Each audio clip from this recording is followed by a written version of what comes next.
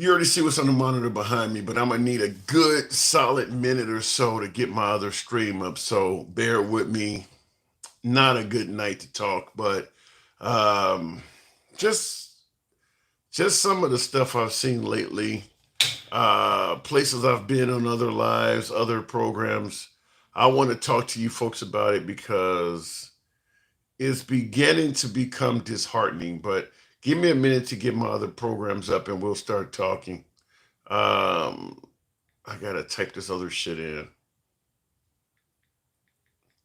but I want to hear from you folks because I'm starting to really, I don't know. It's just not good times if you ask me.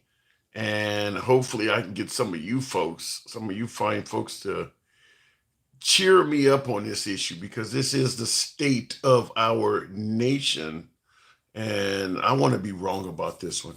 I really want to be wrong about this one. We're gonna be here until 2 a.m. Who said that? Kim, I think that's not gonna happen unless it gets really wild in here. That ain't gonna happen. Oh my God, that is so funny, KM. That is so funny. So we're gonna be in here to 2 a.m.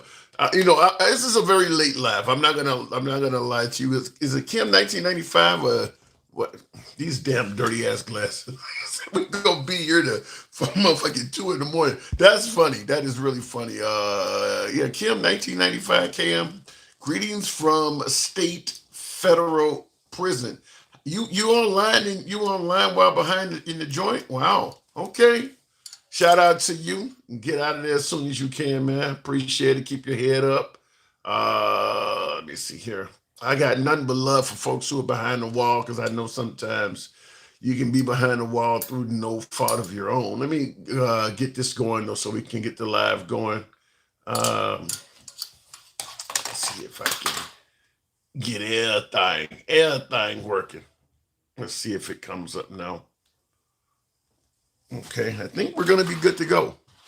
All right, if I can get my spectacles, and it does look like we're on all platforms now. So we'll go ahead and start in 3, 2, 1. What up, folks? Once again, it is indeed your boy Tim, the handsome liberal. Um, it goes without saying, you see what's on the monitor behind me. So this is not going to be a positive live. This is not going to be something to jump up and down and cheer about.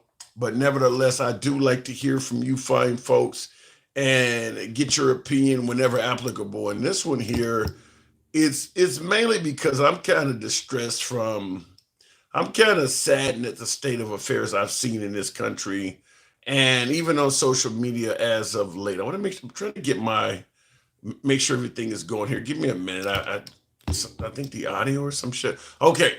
Why the hell is it saying that? Okay, there we go. All right. So some of you folks may know you can find me oftentimes in other live streams and things like that, talking to folks. I like to go into predominantly conservative. I like to go into conservative platforms. So sometimes you find me in those.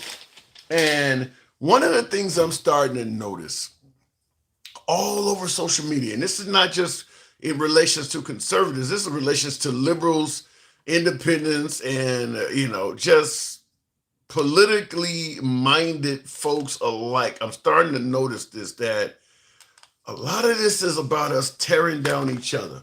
You're starting to see lies where you have nothing but people saying shit about white folks, and you got nothing but lies where people are trashing black, trashing Hispanics. I'm just wondering.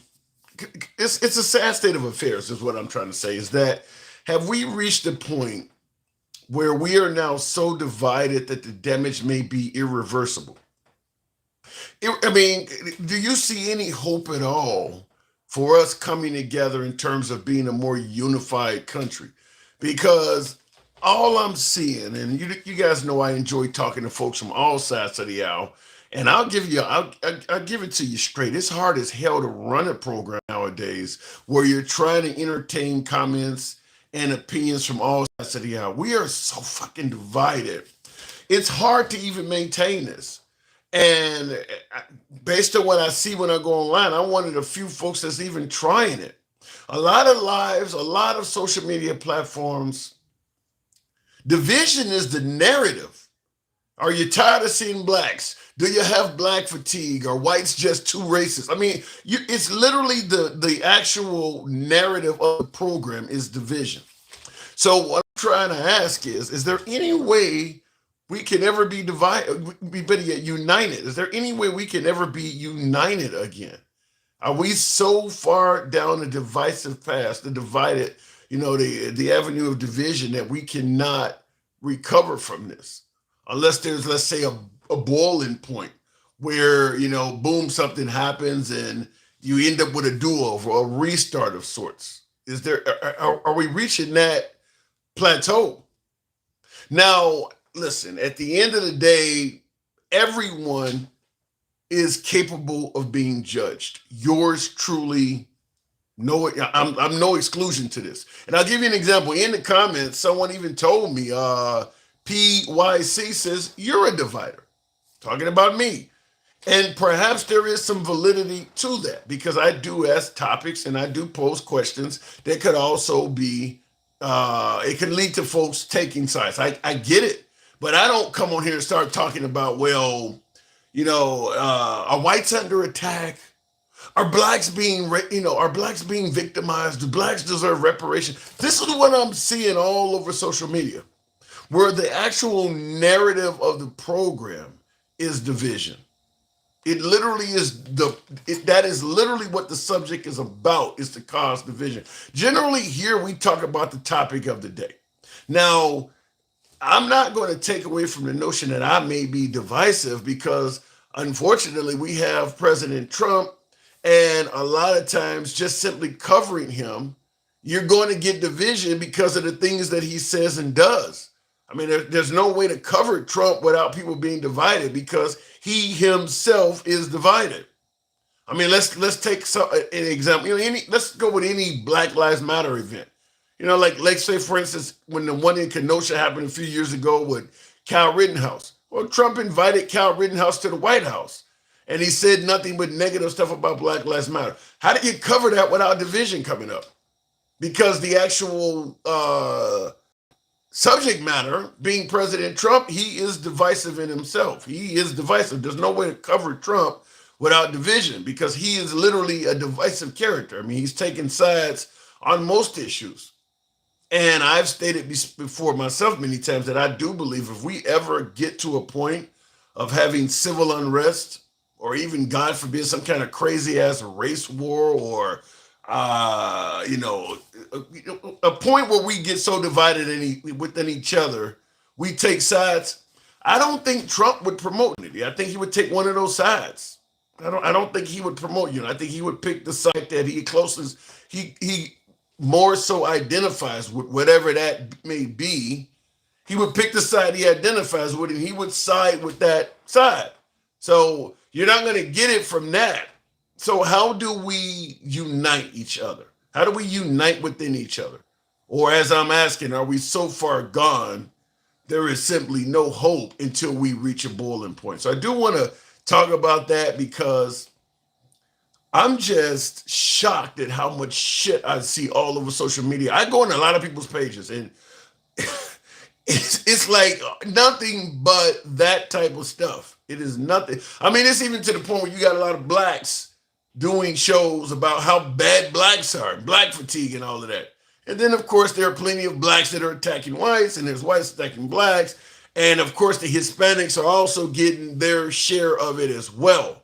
So are we too far gone? James, appreciate the hat mustache. James, cool. Yeah. Thank you for the support there. So we want to talk about that. And I see the goal is to keep us divided, says Sean the Great. But whose goal is that? Is that the goal of our leadership? The goal is to keep us divided. Sean in the comments says, but who has that for a goal? Now, I ask topics, like I said, I definitely want to be able to discuss what's going on from an uncensored standpoint. I enjoy talking to MAGA. Liberals are welcome on my program as well. But I don't seek to divide. I seek to spark conversation. I'm fine with a good debate, but I'm not trying to promote us to hate each other. That's what I'm seeing. That's what I'm concerned with, is that we're starting to hate each other. So we're going to talk about that. But in addition to that topic, and that one right there really saddens me, because there's no denying that it's happening. But in addition to that topic, I do want to ask you folks also, because Trump just had a big victory today. Trump had a big victory today. Real quick before we get to that, Supercell Fusion says, "Good evening, Super Tim. Wow, you are doing a great job with your shows, but I do have a bone to pick with you. When you did your live feed from your car, I'd be curious to know what did I do?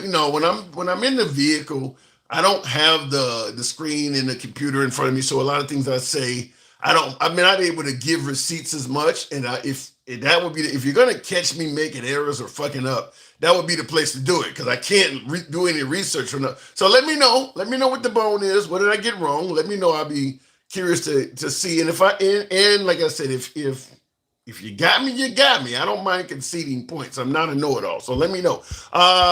Looking in the comments, the closest thing to a Palestine homeland would be Jordan, and they don't want them coming back. The problem is they shouldn't kick the Palestinians away from where they're at. If you want to thwart Hamas, taking Gaza is not going to do that. Taking Gaza does not get rid of Hamas. It just relocates them, and probably creates significantly more in terms of membership, because obviously the Israelis have wrongfully killed a lot of people. We can talk about October 7th and 1,000 or so Israelis that were slaughtered on October 7th, but the Israelis I think they're getting close to about 100,000 at this point. There's no damn way in hell there was 100,000 Hamas. Nowhere. If it was that many of them, they would have caused a lot more damage on October 7th. There's nowhere near 100,000 of them. So there is a lot of innocent folks being slaughtered in Gaza. So if you take over Gaza and it becomes property of Israel, or God forbid Trump, who stated he wants to take it over, all you're doing when you move those people, you're moving a lot of pissed off people, because now you don't, in addition to slaughtering a bunch of people, you don't took their whole fucking culture from them. You're creating a lot of Hamas in that. And I would add that you're probably creating them worldwide. I mean, you got people in this country they're claiming now are being radicalized because of how bad they're being treated. But also, once you move them to another country, they're going to take their anger with them to that country. So if they go to Jordan, or if they go to Egypt, or if they go to, one of the other neighboring countries, they're going to be angry in that country. They're going to find some allies in that country, because the enemy is either Jewish or American. It's pretty easy to find people that don't like them in neighboring countries. So they're going to radicalize some of the people that before you know, it won't be long. If you send a lot of Palestinians to Egypt, you send a bunch of them to Jordan, it won't be long before Israel is threatening to attack Egypt or Jordan. It will not be long before they're talking about going after one of those countries, because you're not getting rid of that element. You're just moving it. But anyway, looking in the comments, hey, bro, you're burnt or have tainted. Okay, I don't, look, you're commenting on the melanin in my skin. Is that what you're trying to do? I'm assuming you're not being racist. I don't know why you would look at the screen and tell the host you think he's too dark. I suppose that's not racist at all. And you probably have a lot of very dark African-American friends that you know and love. I assume that's what you're trying to tell me, right? Looking in the comments, though, Supercell Fusion says, MAGA reacts ain't shit. Says, that's the bone I got to pick with you. You should have reached into the back of your car and got out Hannibal Lecter and went to town on him. Remember, no homo. All right.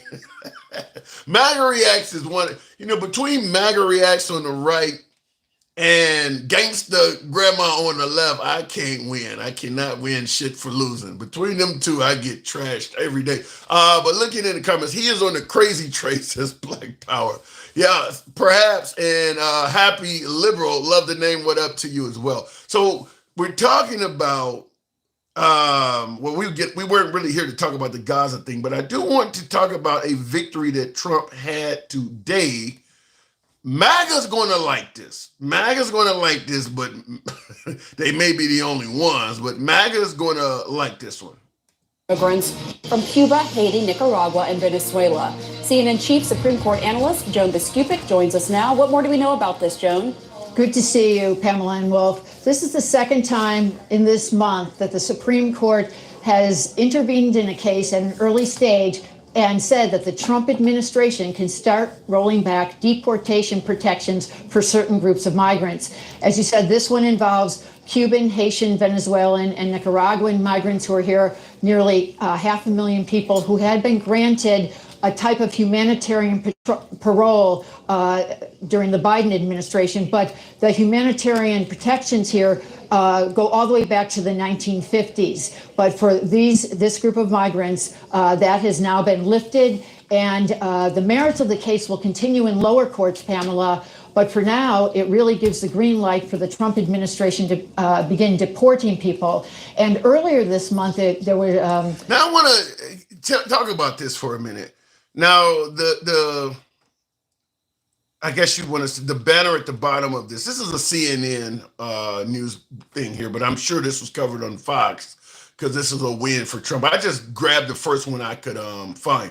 This one is on CNN. Supreme Court lets Trump end deportation protection for 500,000 immigrants from Cuba, Haiti, Nicaragua, and Venezuela. Now, there's a few issues to talk about in this. First of all, one of the things that the liberals might find comical is Trump did very well among American naturalized citizens that were of Venezuelan and Cuban heritage. So they literally supported Trump, and then he removed protections for their relatives, so to speak. Now, keep in mind, this removing protections that Trump is doing here does not coincide with statements like this. And trouble. When Mexico sends its people, they're not sending their best. They're not sending you. They're not sending you. They're sending people that have lots of problems, and they're bringing those problems with us. They're bringing drugs. They're bringing crime, they're rapists, and some, I assume, are good people. Now let's go. Now that court. Now this is Trump claiming that these are bad people coming into the country. These folks that have protections don't qualify for that. And I apologize for my bad HDMI cord that just continues to make the monitor go off. I have got to replace this damn thing. But these are not bad hombres as Trump was often known to say. These are people that were given protections, given work rights, and now they're going to be kicked out. All of the drug lords, all of the bad ones. We have some bad people in this country that have to go out. We're going to get them out. We're going to secure the border. And once the border is secured, at a later date, we'll make a determination as to the rest. Right. You're going to get the bad people out. And once the border is secured, then you're going to go for the people that aren't bad at all. That's what's happening. That is what's happening now. They're going for, look, we've heard enough about MS-13 and Trinidad Agua. Now we're on, moms that are dealing with children with cancer and shit, and even folks that are asylum seekers or people that are here working every day, hardworking people that are getting kicked out because the protections, what is it called again here? The deportation protection. When they're talking about Cubans, Haitians, Nicaragua, and Venezuelans, remember they're eating cats and dogs in Springfield? It's them people. They're going to be part of this group. Them folks are not in that town committing a bunch of crimes. They're there working. They're there going. Now that town is going to feel the effects of that because they were invited to that town because they had jobs that needed to be filled. That town is going to feel the effects of it, and it's probably not going to be in a positive way. But none of this stuff is about getting rid of violent offenders. This is just people you don't want in the country at this point. That's all. I mean, you're getting rid of deportation protection. And the reason they had protection is because they are coming from violent locations. Like, for instance, Haiti is under civil war right now. So I don't know. What are you going to do? Push these people off the plane when you can literally hear gunfire in the distance and see burning cars and tires and shit down the runway? I mean, when you just kick them off the plane and say, go fend for you. I mean, it's going to be kind of cruel. I don't know how you can possibly send people back to Haiti and expect that they'll be okay. They literally are in the middle of a civil war. Special Supercell Fusion says, remember, Tim, I want the best for you. Thank you. And I appreciate what you're doing. I want to see you on the Tonight Show. You are that great. 10,000 points. Wow. You're touching me in my very own. Oh, the Tonight Show. Oh, which one is he? Jimmy Fallon or Jimmy Kimmel? Which one is the? Because I'm used to the. I go back, so I'm used to the David Letterman on CBS versus Jay Leno, or even Johnny Carson, if you really want to go back farther. So who does host the Tonight Show at this point? Because it doesn't. I'm sure the ratings are nowhere near as good as they were in the Jay Leno, and certainly not in the what is the guy? I just said his name. The one with the guy that was Johnny Carson, because there wasn't as many channels and shit on. Now you can watch, you can go watch Conan O'Brien or a host of shows on cable. All of that didn't exist. You only had 4 or 5 channels to watch. So Johnny Carson was huge back then. But Tonight Show, that would be nice. I wouldn't mind. Thank you for the accolade there. Are they going to deport this wife and mother-in-law?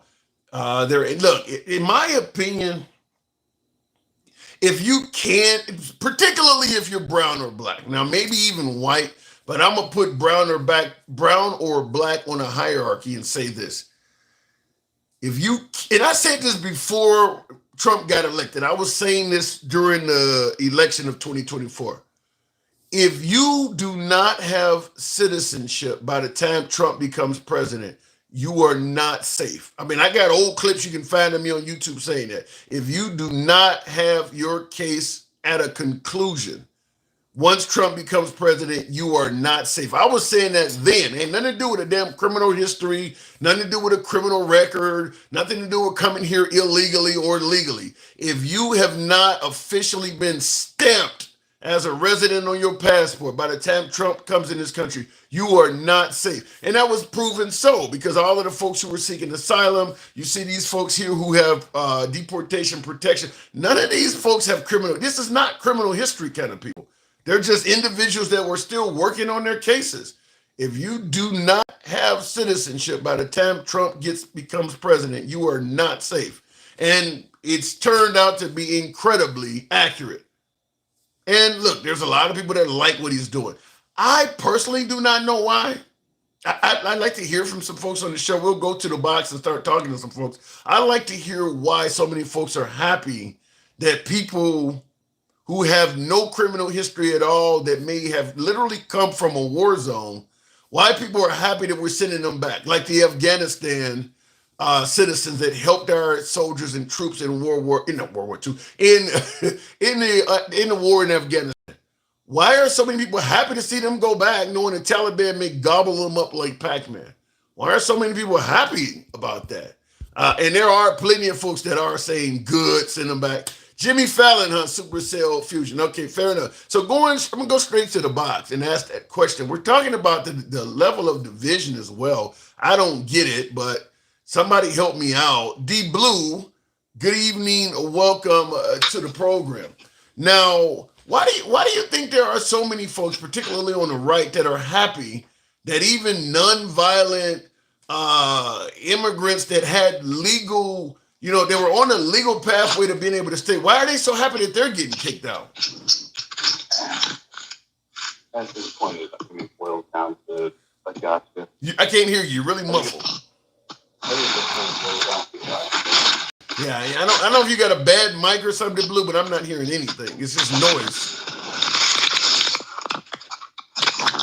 Yeah, you got some problems. I'm unfortunately going to drop you because it's just like you're moving around. I don't know if you got a bad connection or something. Try it again, D Blue. I'll move on for a minute though. Tribal nations in South Dakota are in the international state of emergency. Based on what has caused that, Ashton Knight? What has caused that to happen?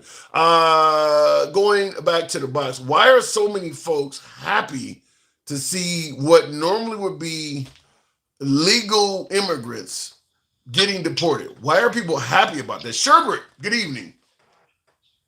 How's it going, Tim? Not bad at all. Not bad at all. We'll try to see if I can get through without the middle finger tonight. So, why do you think so many people are? Why do you think so many people are happy to see individuals who do not have a criminal history? They're not a gangbanger. They're, we're talking about people that were seeking asylum from war-torn countries. Why are so many people happy to see them getting kicked out?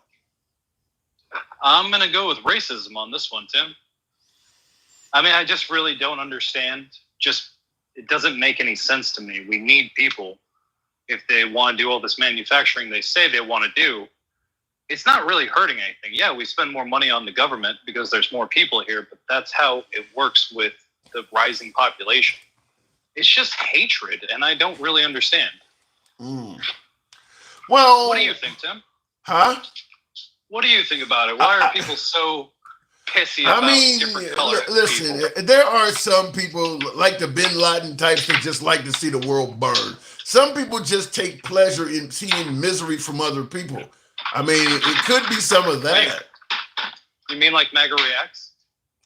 I don't know if MAGA Reacts feels this way. I'd have to talk to him. I don't know if he's taking pleasure in it or not.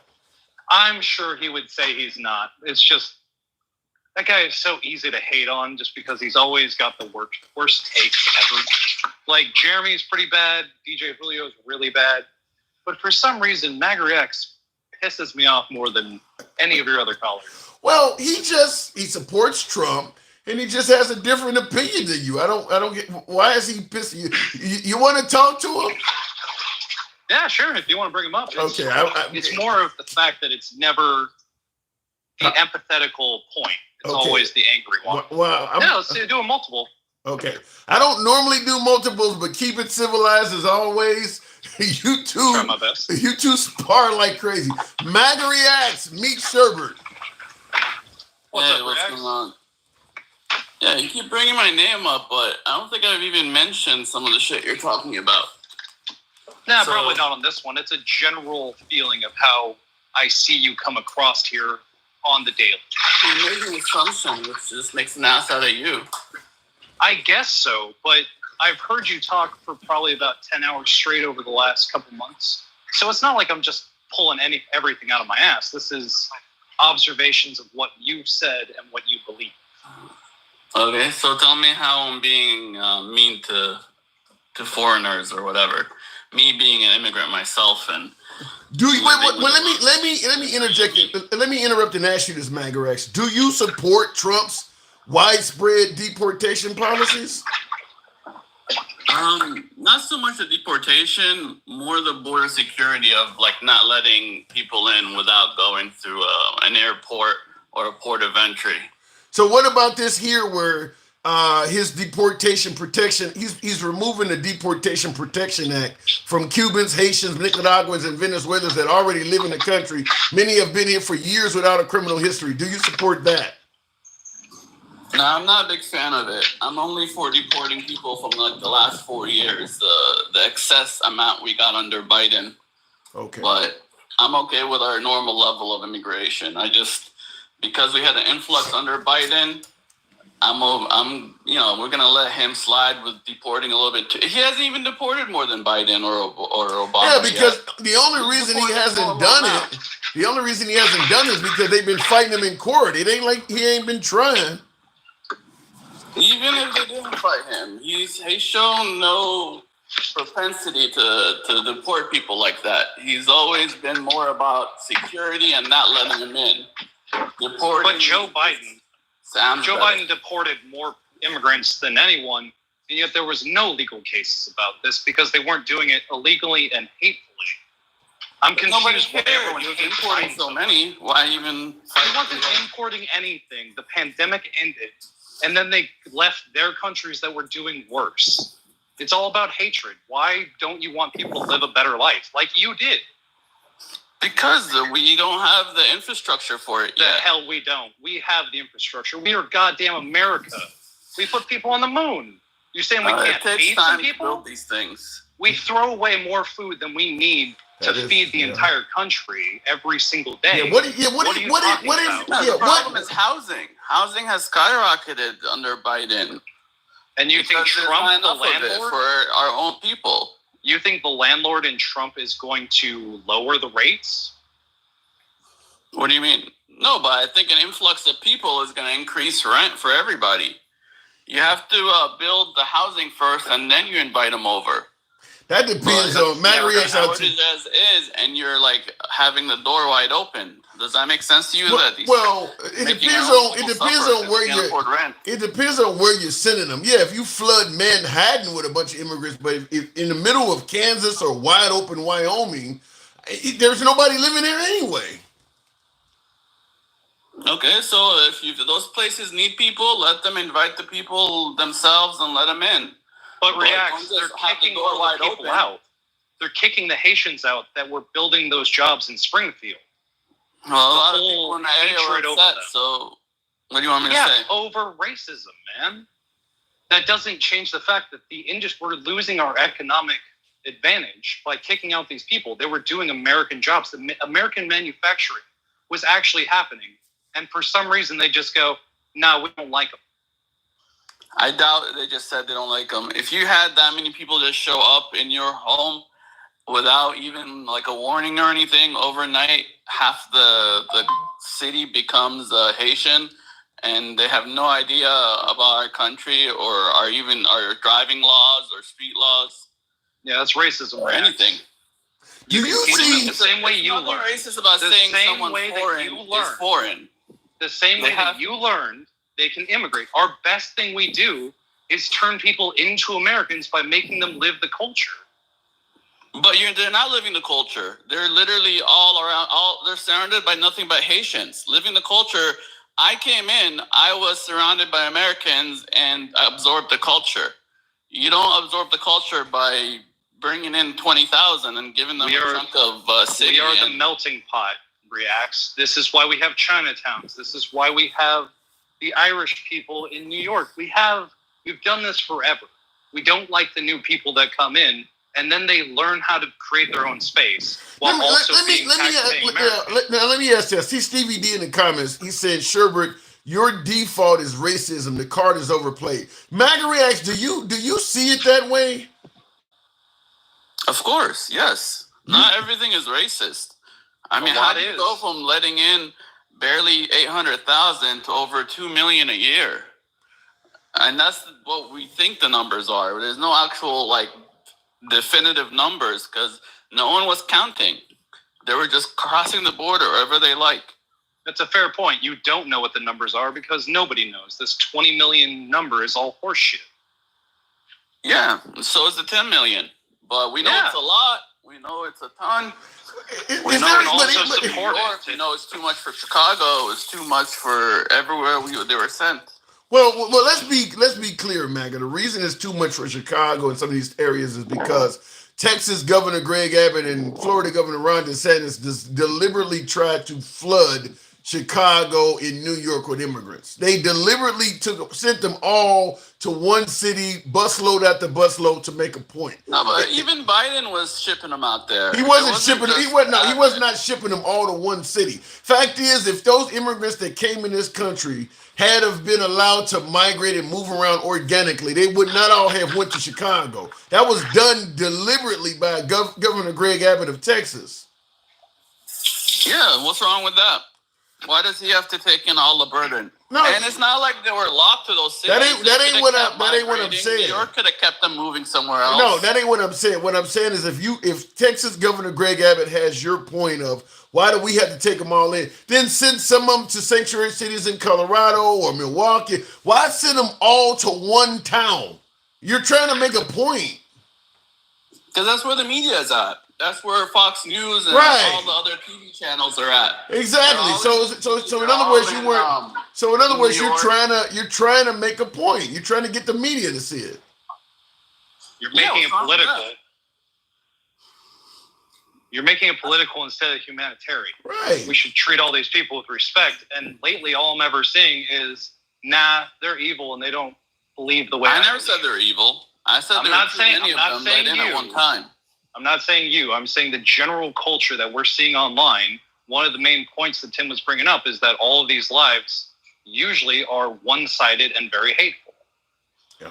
I mean, you're maybe translating into that, but all I said is they can't assimilate because there's too many of them coming together and they're not exposed to Americans. They're all together in one place. Like, there's just too many of them. That's all I said. And most of the people's criticism has to do with the quantity that came in, that influx under Biden. Without the influx, this wouldn't even be a question. I don't know how you're saying it's too many when there's so much of America you can go to where there's no major illegal immigrant. I mean, you think there's a bunch of illegal immigrants in Idaho or, you know, I mean, there's so many places you can go where you're not dealing with these people at all. So what are you saying? There's too many of them. I'm saying you have to build homes. You have to do things for that influx. We weren't ready for that large of an increase at one time. You know, you got to build them homes. You got to give them some place to live. You got to give them jobs. You have to give them, a country has to be ready to take in that many people. We are America, Reacts. We can do that.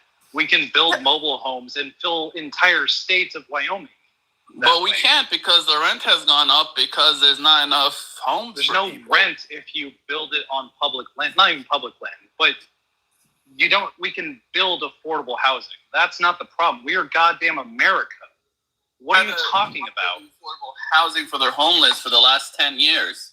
And we've failed at that. That doesn't mean we can't do it. No, I know we can do it, but we're not set up for it. Our bureaucracy is so bad that we can't build simple we can't build simple affordable housing. Yeah. How about we fix that, and then you can let in as many people as you want. Yeah, and I see in the comments, Rowdy says, first let's get our vets some homes. Have you heard anybody saying anything about that? Now that Trump is in office, we're not sending any money overseas. You know, we've stopped sending money to the Ukraine. We've gotten rid of USAID. We're getting the immigrants out. Have you heard Trump talking about helping out the average American at all? Because that was the whole argument is we need to take care of America first and stop taking care of all these other people. Now that Elon Musk has claimed to have found billions of dollars of waste, fraud, and abuse, he don't left. He's not even working for the government anymore. Did he say anything at all about taking care of actual Americans? Yeah, that's all he talks about. The whole point of this give me some examples. Give me some examples. The whole point of this is to reduce taxes for Americans, to reduce our debt, to reduce taxes. Keep more of our money so we could spend it on us. No, Reacts. How many people do you know that make over $300,000 a year? Because those are the only people that are going to have their taxes lowered. What are you talking about? That's not true. Everybody's 100% taxes lowered. Or if this tax bill doesn't go through. Bullshit. Let me just say information. Let me say it this way. People who've done the math, they're saying everybody's going to at least pay $700 more in taxes if this tax bill doesn't get renewed.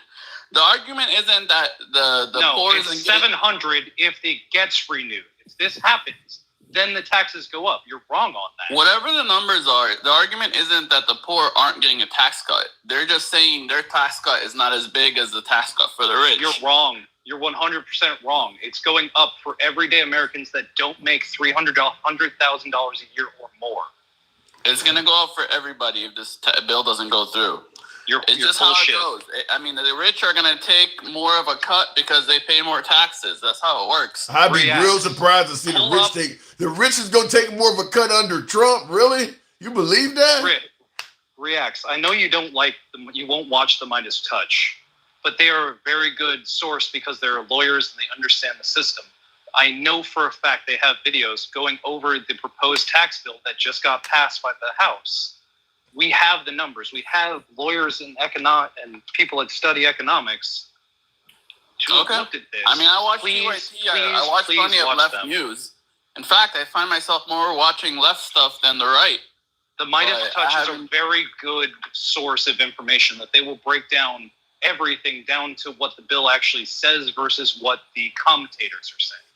Okay. All right, send me a link. I'll see what they say. I have never heard of them before. All right, gentlemen. They're I the do number one gotta. podcast in the world. All right, fair enough. I do They all gotta say move it that. on. That's the problem with modern day YouTube and TikTok and all that. Like, before anything goes viral, we would all see it. Now they have these artificial bubbles where the number one podcast for you is not the same for me. And as much as I want to see all this shit, it just doesn't pop up on my feed anymore, and it drives me nuts. As Steve Bennett says, it's flooding the zone. There's so much shit out there that, I mean, there's a lot of stuff. I get a lot of views telling me about stuff that I miss because there's just so much going around, certainly under Trump. But I got to move it on, gentlemen. Well, they don't show it to us anymore. Our feeds are made to show you like your top 3 or 10 things at the most. Nothing else pops up. No, your feed is your feed because that's how you interact with it. That has nothing to do with the information that's not out there anymore. I kind of agree with both of you to a degree because I used to get a whole lot of women with big titties and I don't get none of that no more. So they took that out. I gotta go. I gotta go. Go ahead. 100 channels, and I get videos from like 2 or 3 at the most. Tim, All right. I appreciate you. You're doing awesome work. Thank It you. was a pleasure talking to both of you guys. Backer reacts. That's how you close. I like that. Thank you. All I right. always close it like that. Yeah, whatever. All right, moving on with the program. And thank you folks that are tuning in, by the way. Tap the screen. I haven't asked that. Get the likes on up to 30,000. Like I said, that's what I'm seeing is just a whole lot of division. I want us to figure out some way, shape, fashion, or form to, look, we're never going to agree on every damn thing. I get that. But a little bit better than where we are now.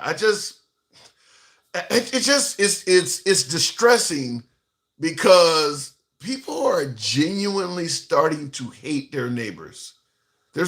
People are genuine. I mean, some folks are even, I really don't like to say it this way, but some people are getting prepared. I mean, people going out and making purchases of pew-pews. I mean, some people are really getting prepared to really bestow some hate on their neighbors. And I'm sure some of you folks hear this kind of stuff all the damn time. So the main question is it something that is reversible? And can it happen under Trump? Because he's going to be around for 3.5 more years. He is our guy. Whether you like him or not, he is the guy that's going to be leading this country for 3.5 years to come. Can we at least, if we can't improve the situation, can we at least stabilize it?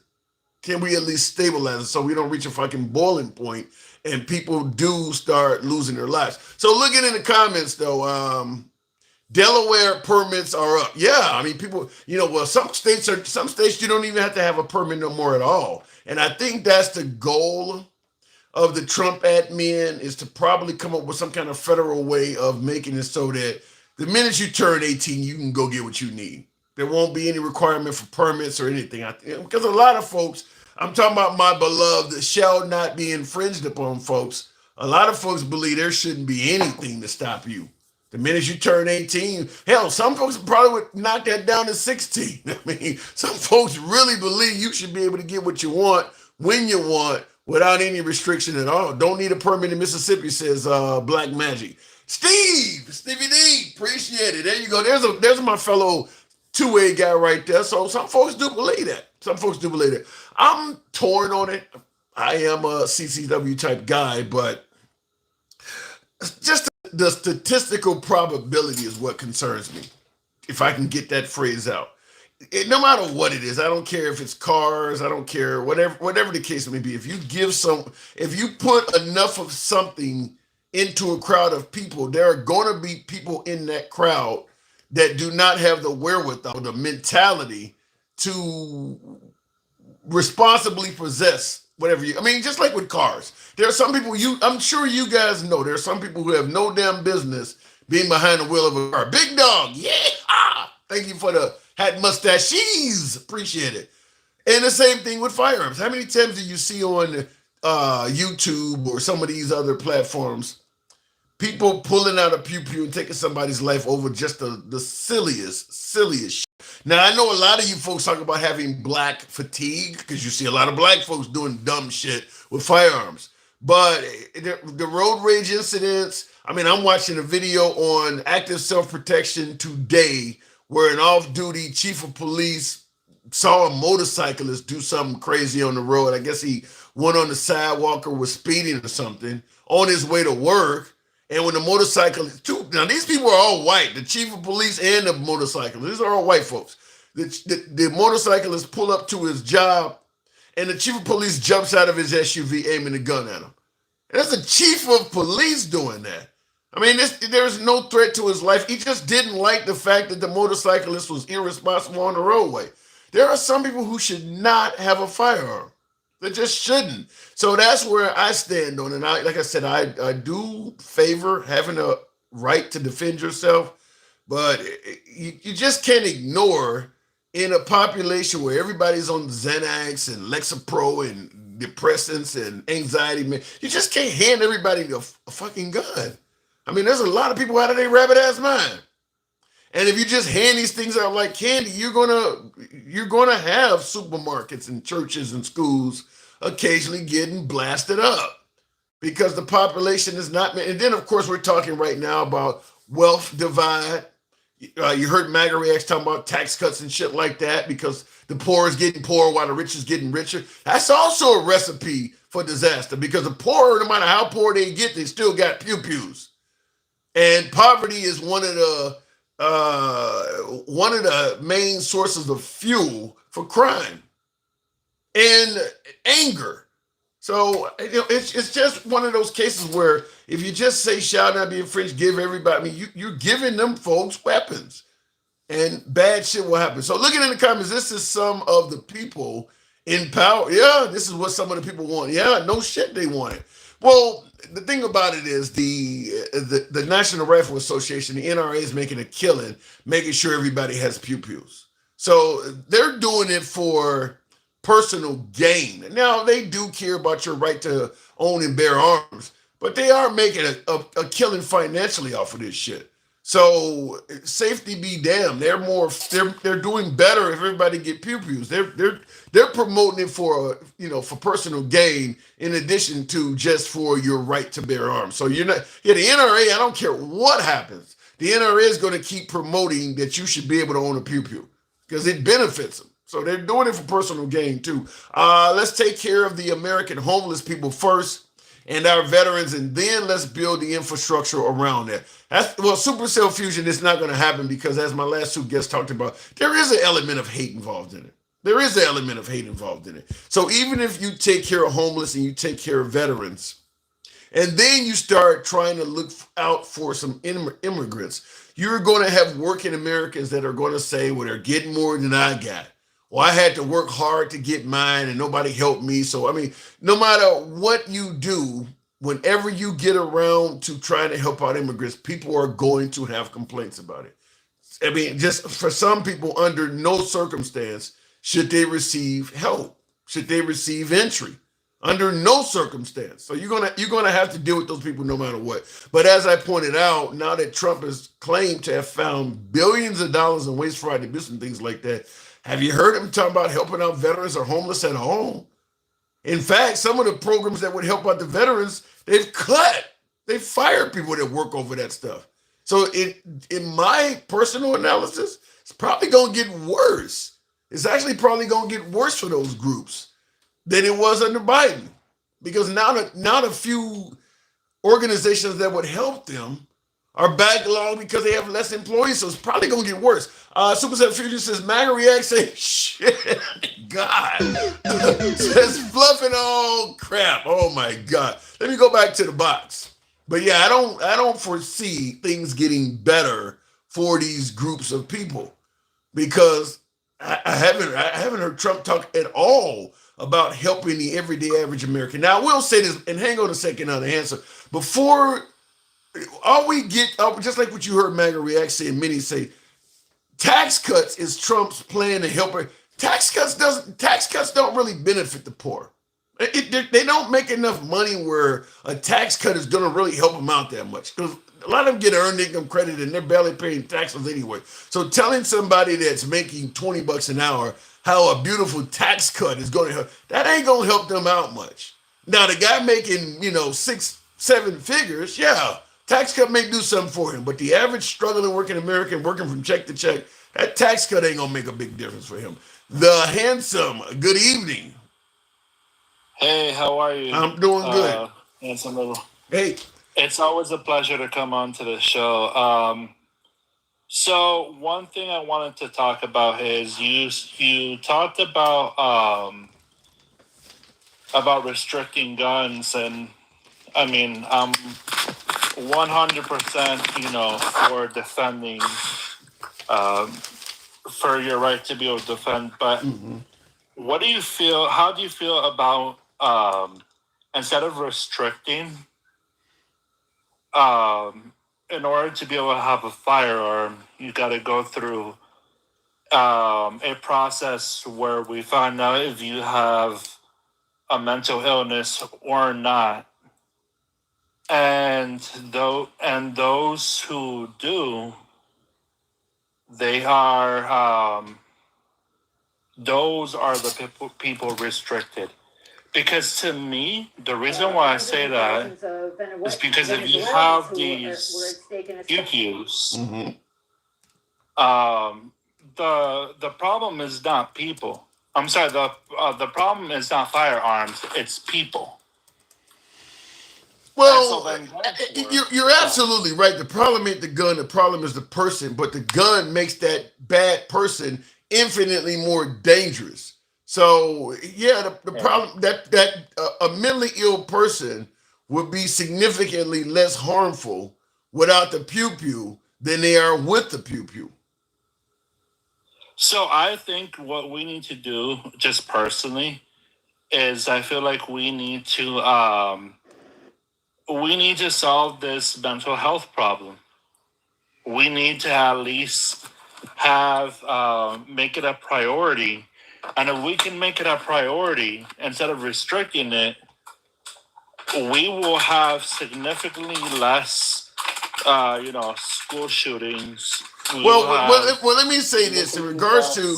I agree with you that tackling mental health would be a good idea, but the problem is the right does not like social programs, and you're going to need to be more friendlier with people getting access to healthcare for free if you want to do what you're talking about doing. Here's a good example. Anytime there's a mass casualty event, you can both the left and the right respond to it in ways they think that they give you their spiel on what they think the problem is. The left believes it is access to firearms. So in left-wing areas, you see them passing all kinds of laws, or at least attempting to limit access to guns, magazine things, magazine bans, whatever the case may be. Many people say it doesn't work. I get it. But you do see what the left is trying to do. Whether it works or not, you see what they think is the problem is gun ownership, and you see them trying to do things to limit access to guns.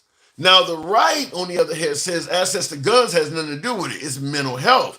But when you look in right-wing areas, they don't do anything for mental health. You don't see them opening up more facilities or giving people free treatment. They're just telling you, we think the problem is mental health, it ain't guns, but we're doing nothing about mental health. So go ahead. I'm sorry. No, one other thing I wanted to say was, another thing, and I agree with that 100%. And you know what? Like, I'm not a socialist or anything like that, but I'm willing to give and take. In order to solve problems, we need to be able to give and take. And so, you know what? Let's try it. If it works, it works. Awesome. It saves the lives of many children. Yeah, but here's the problem.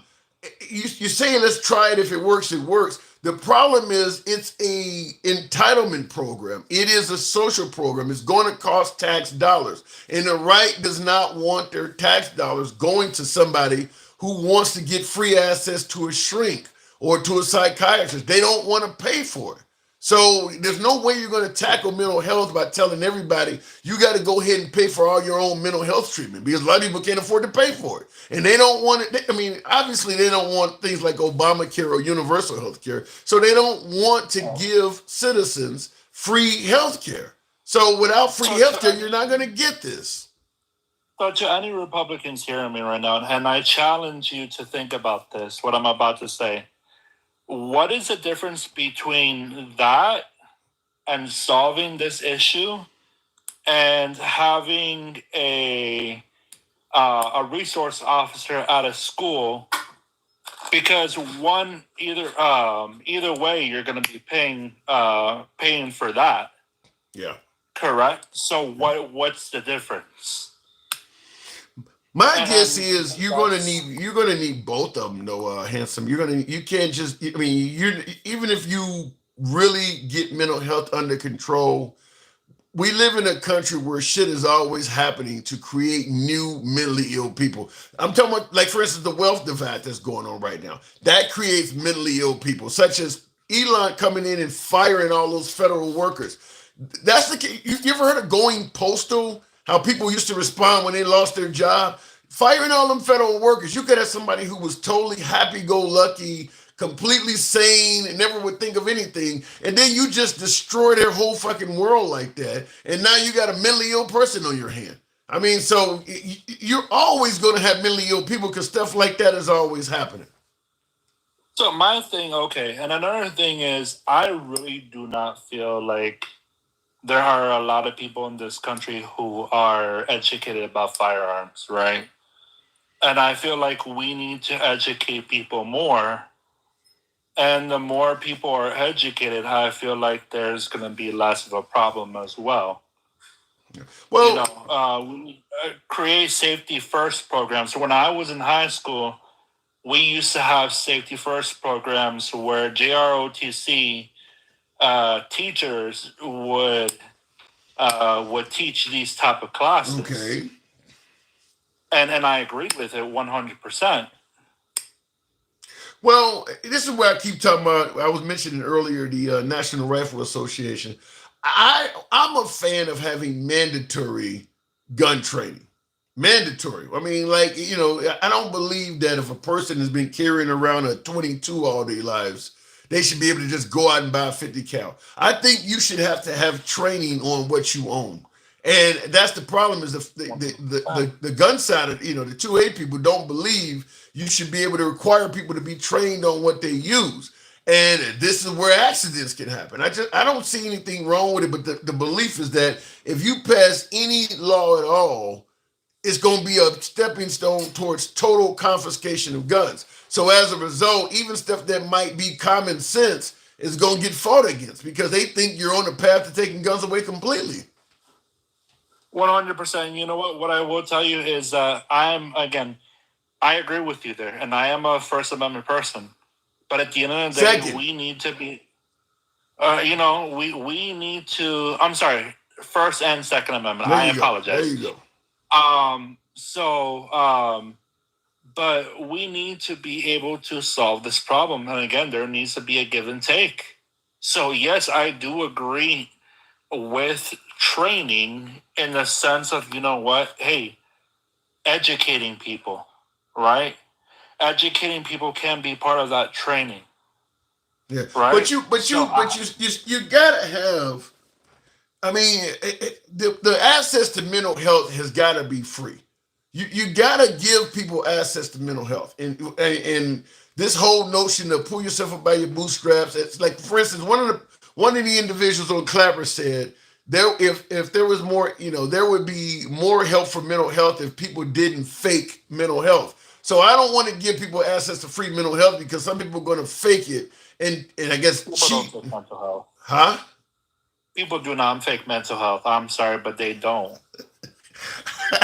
I'm just saying, this is the problem where you don't get many social programs from the right, is because anytime you talk about a social program for the downtrodden, the first thing that they think about is, well, some people are going to get it that don't deserve it. So I don't want to give food stamps out because somebody's going to be just having kids to get free food stamps. So as a result of helping out the poor and maybe a few people that don't deserve it sneak in, they would rather cancel all the people who really need it so that they ban the people that might be committing fraud. They focus on the fraud all the time.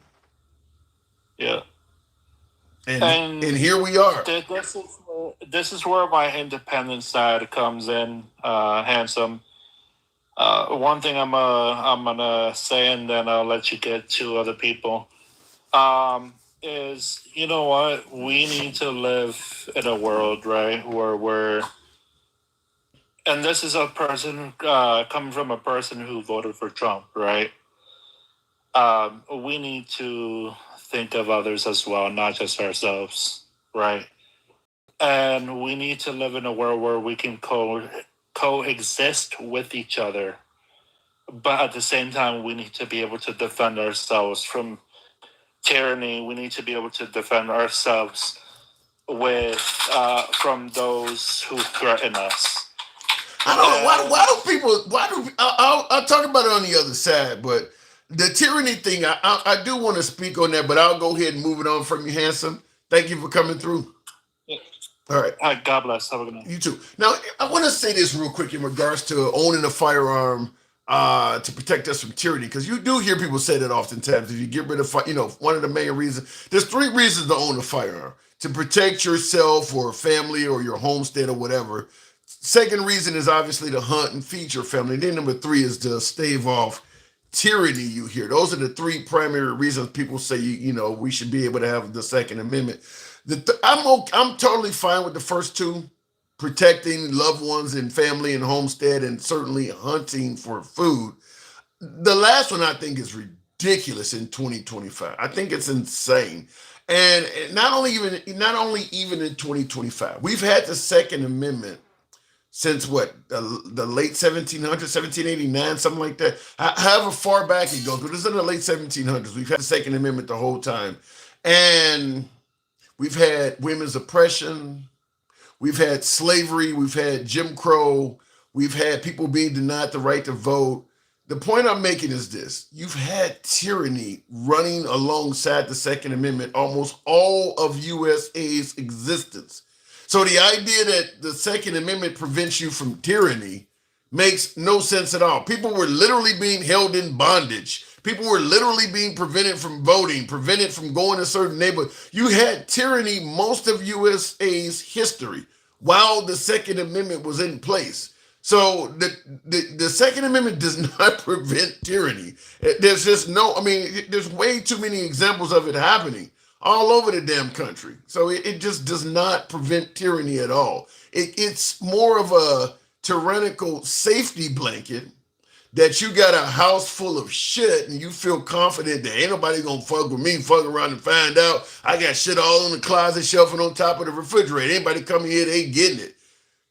You do realize there's missiles and fucking drones and there's powders and gases.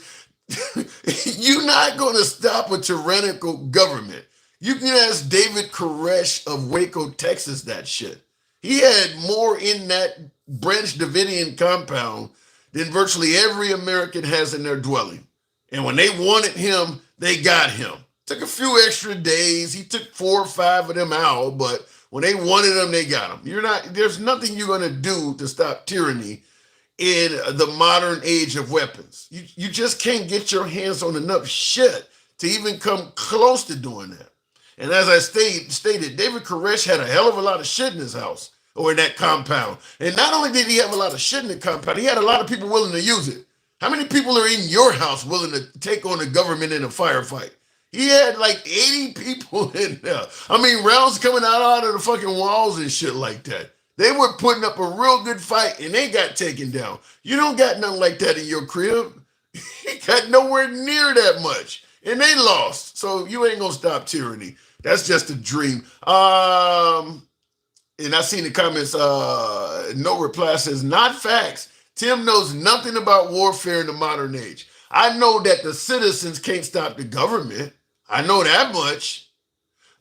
I'll just tell you this. The reason why folks believe tyranny will work to stop the government is because you're believing that the government will have limitations. A true tyrannical government, I'm talking about Gestapo type shit. I'm talking about Saddam Hussein type shit, where they're willing to use everything on you. You believe they're going to come gun for gun and get in a firefight, knocking door on door, and you can actually get in a black. That ain't, no. You got a truly tyrannical leader that uses all of the might of the military, everything they can get their hands on, you have no fucking chance. You have no fucking chance. If they really want to take it, gas your whole fucking neighborhood. Like what Saddam Hussein was doing. He's using biological weapons on his own people. You're not gonna be able to stop that with what you got in the crib. There's no chance of you stopping that. You thinking tyranny is going to work because you're expecting the leader or whoever's operating a tyrannical government to do it with all sorts of limitations. But if they use the full might of what they got, you have zero chance of stopping that. Zero. Second Amendment is like the street code for rather get caught with it than without it. Even if you think government is too strong, you will go out on your own terms. And that's fine. That's fine. Give me liberty or give me death. I don't mind that argument. But understand that's exactly what it is that you're going to be a Charleston Heston from my cold dead hands. I mean, you got some people thinking they could win. Them the ones I'm talking about. You got some folks who actually think they could win. It ain't happening. It just ain't happening. Tim, there are 150 million gun owners, and there are only 1 million American soldiers, and that's before deflection. You are wrong. Well, once again, you're doing exactly what I just mentioned, no reply. You're expecting a firefight between, like World War I, where you got a no man's land and everybody's shooting at each other. You're going to tell me there's only 1 million American soldiers and there's 150 million gun owners. Yeah, but you're not counting missiles. You're not taking into account biological weapons. You're not taking into account drones. The 150 million gun owners, most of them ain't got none of that shit. It's in the hands of the 1 million. The 1 million soldiers are the ones that got all of that. And that's the stuff they can take out tens of thousands of you per piece. Per piece. The 150 million gun owners in America have very little ordnance that could take out whole neighborhoods. The 1 million soldiers, they got surplus of that shit. They got shit that can take out whole neighborhoods. They got shit that can loiter unmanned over your area and pop any moving target that pops up on IR. The 150 million people ain't got none of that stuff. They can literally have you afraid to leave your crib because something is buzzing up overhead and you know it'll shoot anything that comes outside. The 150 million ain't got none of that shit. So you think when you're talking about this 150 million or 1 million, you're expecting it to be projectile on projectile. No, they got all kinds of more shit. Just say it like my guy in the comments said. I'd rather go out, on my own terms or whatever the case may be. That's fine. Give me liberty or give me death. But at the end of the day, you are going out. If you let's say Trump really wanted to go tyrannical. First of all, a lot of MAGA is going to help him too. So when you start talking about 150 million to one, you're assuming all 150 million American gun owners are all going to be on the same side. That ain't going to happen. That's not going to happen. Some people are going to be for the tyranny. In every country where there's tyranny, we can talk about Nazi Germany, since that's the one that comes up all the time. A lot of the citizens were for it. So you don't even have all the citizens on your side. Not to mention all the snitches and shit that's going to be among that and all of the traitors and stuff that's among that. So they're not even all united. You guys have been watching too much Red Dawn, if you ask me. Looking in the comments, so sorry, do you realize what 150 million guns is? What is if the military, okay, I give you Black Wall Street. I don't know how many of you folks are familiar with what happened in Black Wall Street, but you had white citizens trying to take over a black thriving area, and it was gun versus gun. A lot of the black citizens had guns. The white citizens tapped into the World War I aircraft. So then they started flying aircraft over the neighborhood and dropping. Back in them days, it was the little hand grenade bombs you'd fly and look down and drop it. They didn't, but they tapped into high. It doesn't matter what kind of guns you got. If all of a sudden your tyrannical leader starts using A-10s, what are you going to do? You're going to shoot an AR-15 at an A-10? You're going to be shooting it at jets. Do you realize what the shit that they got? I hate that we even having this conversation, but you think the 150 million people on the ground gonna put up a fight with the at best 50 cal? That's probably the best thing the average citizen have. You really think they're gonna put up a fight And they're using A-10s and they're using long distance weapons that you can't even see coming upon you. And you guys are all standing there hiding in the dark with your magazines and bulletproof outfits on and shit. And you hear a whooshing sound and the whole block going back. You gotta think about this. Ain't 1700s. This is not the 1700s. Soviets used brutality in war crimes. U.S. used money and technology. The Taliban with flip-flops and untrained guys still won twice. Even when you're talking about those wars, though, whether you're talking about our loss in Vietnam or our battle in Afghanistan or even Iraq, understand in all three of those wars, the United States used restraint. George H.W. Bush, the senior, did not go he didn't go all the way. He let Saddam Hussein live. In Vietnam, they didn't used restraint. They didn't go to the main, I want to say Hanoi or whatever the hell it was back then, but they used restraint. If you got a truly tyrannical leader that does not use restraint, you lose. The only way you win like Afghanistan or Vietnam is you have to have a leader that's going to show restraint. If you think that you can count on that, that's what the problem is. If they actually want to truly be tyrannical, let's say, for instance, a good example right now would be Benjamin Netanyahu with the folks in Gaza. He is not using much restraint. I mean, up to and including starving them to death. That's another one you didn't think of, where all of a sudden you can't get food. You can't get anything to eat in your area. It's not hard to fly over and drop some shit so that you can't plant any crops. Isn't that what Agent Orange was about? So you're not counting any of that stuff. You guys, you just don't understand what a tyrannical leader has at his disposal. You just simply having a bunch of people with guns ain't gonna do it. I mean, if that was the case, then China should easily have taken over the United States because there's way more of them than us. Just hand them all a rifle and they'll come over here and win. Irrespective of all the nuclear weapons and all the other technology we got on. Just having a gun is far more than them, they should win. No, it doesn't work like that. Look, I'll just say it this way. If you want to enjoy the security blanket of thinking your firearm helps protect you against tyranny, go for it. I'm 100% okay with some, defending your family, CCW guy myself, but I don't pretend like the shit I have in my crib is going to help me stop tyranny. I know it won't. I'm 100% certain it won't. If they want to get in here and get to me, they rip off the whole front of your fucking house. You realize how many people get in shootouts with the cops and lose every day? Barricade themselves in the crib and lose. Who says we can't get heavy artillery? They do. If you get your hands on heavy artillery, you realize all of this stuff can be spotted from the air. You do realize that, right? You still realize you need fuel. All of that can be stopped. Where are you going to fill it up? Where are you going to put the fuel in it at? All of that can be shot and blown up from the air. We've taken out countries, but you going to win, huh? You don't think the Iraqis and all of them thought about that same shit? They had artillery. We flew over their country and blew all that shit up one by one. You think you gonna run the neighborhood like that and we taking out whole countries? All right, let me go back to the box. Somebody let me know in the comments. Maybe I'm getting it wrong because I want somebody to tell me how the citizens are gonna rise up and prevent tyranny if you really had a truly tyrannical leader. Debu, tell me what I'm getting wrong, man. Oh, bud, you're just about right about everything, just as usual.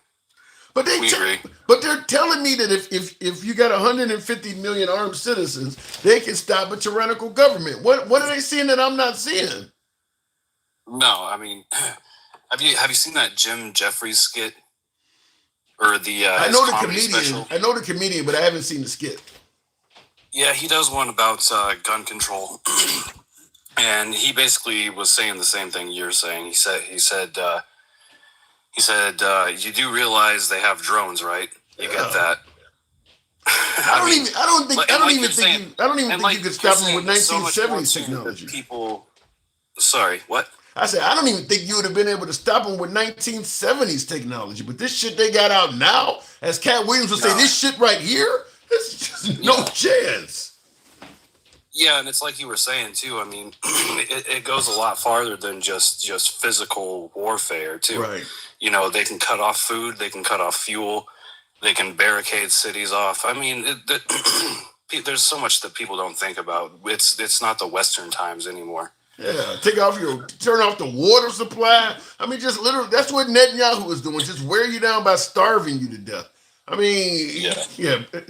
I think they're missing out on a host of this, but apparently they think otherwise. To me, it's a security blanket. If you want to go to bed with your, with the AR sleeping next to you on the pillow and it makes you feel good, I'm all for it. But if they want to come in, they coming in. Yeah, and I'm not super anti-gun either. I mean, I've owned guns. I believe in common sense gun laws. I don't think psychopaths should have guns. I think that should be fucking common sense. But here we are arguing over. I mean, whatever. Yeah. But yeah, I don't understand why we have to go to such extremes on either side. I mean, and I think that's what the topic of your video was originally. It really seems that there's slim to none as far as middle ground anymore. What do you think has gotten us here? I mean, was it independence? What has gotten us here? I mean, did it start with? Did Obama do this? Biden, Trump? What has gotten us to the point where we're so damn divided? Well, I mean, I don't want to be the guy that says it's directly Trump's fault, but he has a lot to do with it. I mean, political warfare has been his thing since he started running. I mean, it's no secret.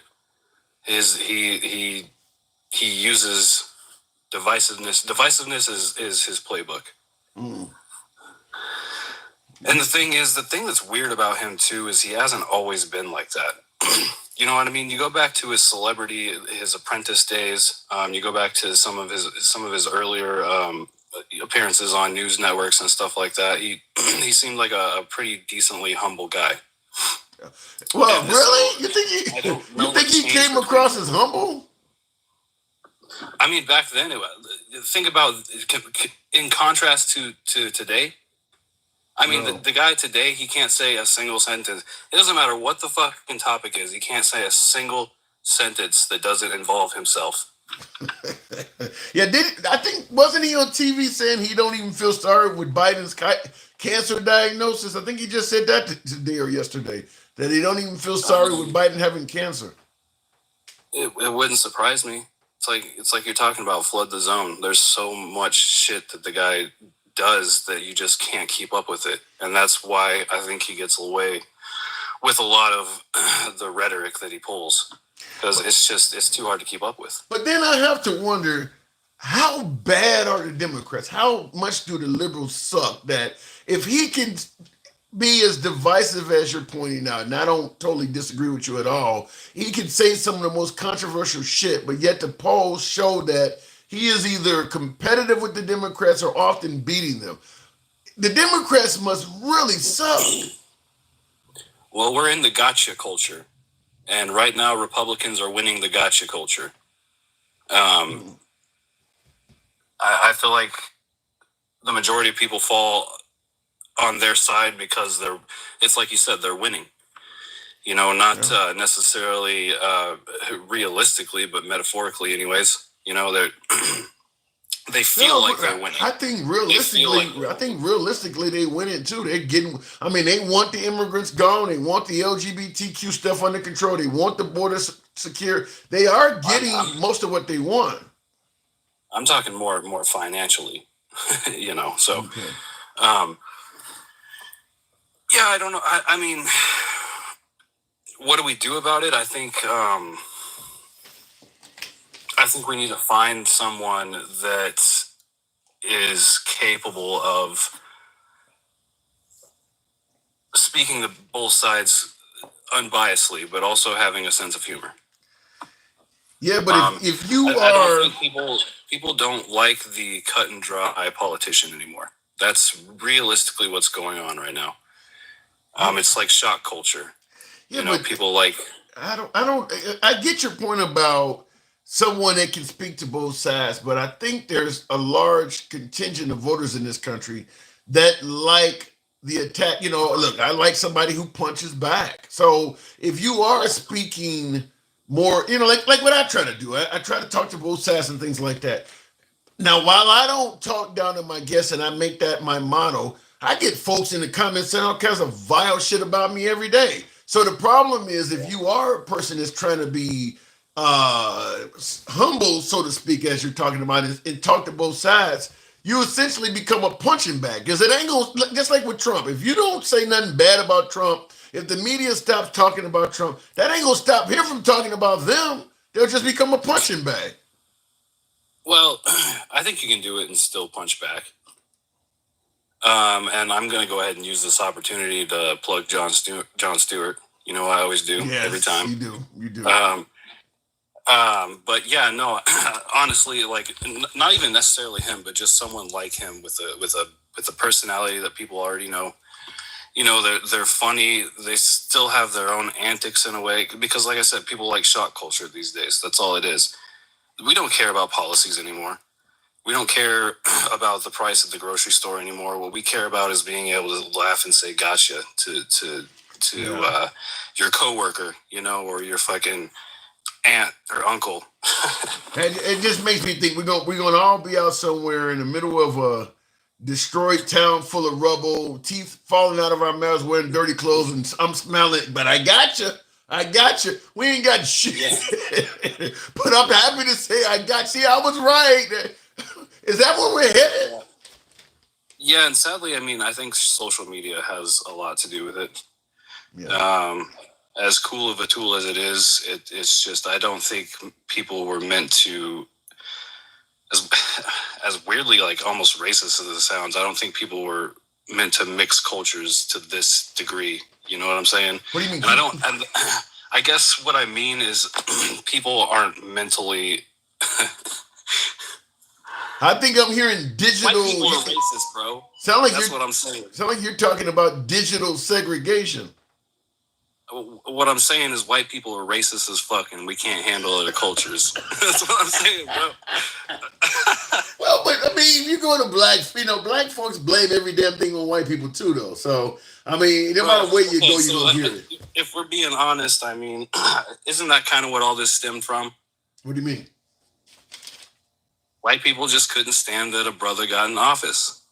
I mean, realistically, whoa, that's a hot button. That's a whole different line. So you believe that Trump, the only reason Trump has risen to power and risen to glory is because a lot of whites were hateful that we've finally put a black man in office. Well, I know one thing is for sure is that he ran because of Obama.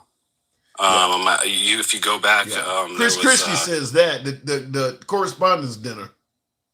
Yeah, because Obama made fun of him, which, I mean, the guy's just so fucking petty.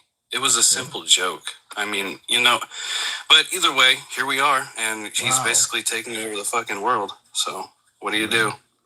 Any chance we come together after his 4 years? Like I said, it's going to take somebody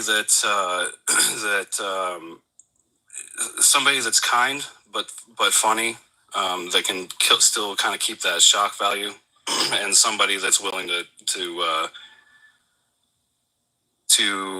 not toe the line to either side. So in other words, we need to be protecting Jon Stewart at all costs. Yes, sir. You know it. Hey, actually, I'm going to give up the rest of my talking time. I want you to look up a video right now to watch with your viewers. It's something short. It's decently short. It's just it's Dave Chappelle talking at Jon Stewart's Mark Twain prize. Okay. By the way, props to MAGA Reacts today. I actually agreed with some of the stuff he said. Yeah, MAGA Reacts MAGA Reacts likes a good debate, but he ain't. I mean, look, the guy used to hang around DMX and ride with the Rough Riders, so he's been to a few cookouts. He ain't that far gone. I think MAGA Reacts likes to put on a show. Hey, I'd like to know what he thinks about Jon Stewart. Well, if you support Trump, you probably wouldn't like Jon Stewart. The only video I see on Dave Chappelle is like 8 minutes long, though. It's an acceptance speech at the Mark Twain Prize. tell you what, I'll send it to you in your DMs, and you can make a short on it or something like that. Please do. Thank you for coming through. All right, my man. Take care. All right, you too. Something I wanted to respond to. Ed G, thank you for the support. Says Ed G says if it got to that point, we're talking about staving off tyranny, and he's saying if it got to that point, the government would lose. You think Russia wouldn't help with the civilians' attention any way possible? Yeah, that would happen. I do agree with that. That if all of a sudden we had civil unrest in this country, and it don't even have to be tyranny between government versus citizen. It could be a race war. It could be any type of division in this country whatsoever. Our enemies are going to pick a side because they want the country to fall apart. The same shit we do in other countries. Anytime a country is starting to fall apart that we don't like, we pick a side, usually the side that's at its weakest, because it'll keep the shit going on longer. Like, okay, let's say, for instance, it was black versus white, God forbid. Obviously, blacks are a much, much smaller part of the population, so theoretically, it should be a loss for the black population. But then all of a sudden, if one of these other state sponsors jump in and start giving the black population all sorts of assistance, surveillance, and technology, even if they still lose, you could draw it on for a lot longer, have a lot more casualties, and fracture the country in half. So, yeah, I do believe that if something like that happened, you would get other countries jumping into it. I don't know if I don't know if that counts as the government losing, though. Didn't count. Appreciate that. Thank you. I don't know if that counts as the government losing, though. I think still, in the end, the government's going to win. They just have too much shit. I mean, let's say Russia did want to jump in and help citizens. They still have to get here. So, I mean, the government is still protecting the border. So it ain't like Russia going to be able to bring a whole bunch of shit here without dealing with the government themselves. You can't come get in our shit. I mean, we're going to see them coming through the Atlantic or coming across the Pacific. So I don't know even in that case. I think that if the government wants you, the government's going to get you. Going back to the box, Dencal. Appreciate the support, by the way. Thank you. So now stealthily is the way to go. Stealth is always the way to go, you ask me. Dencal, good evening. I'm not an open carry guy. I think open carry is dangerous. Dencal, good evening. Good evening. Good evening. What am I getting wrong? Can you stave off government during tyranny? Can the citizens win? No.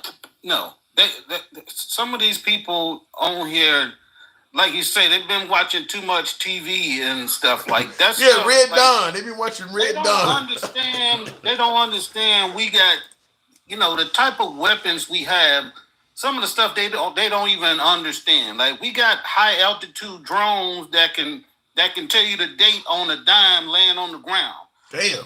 They can put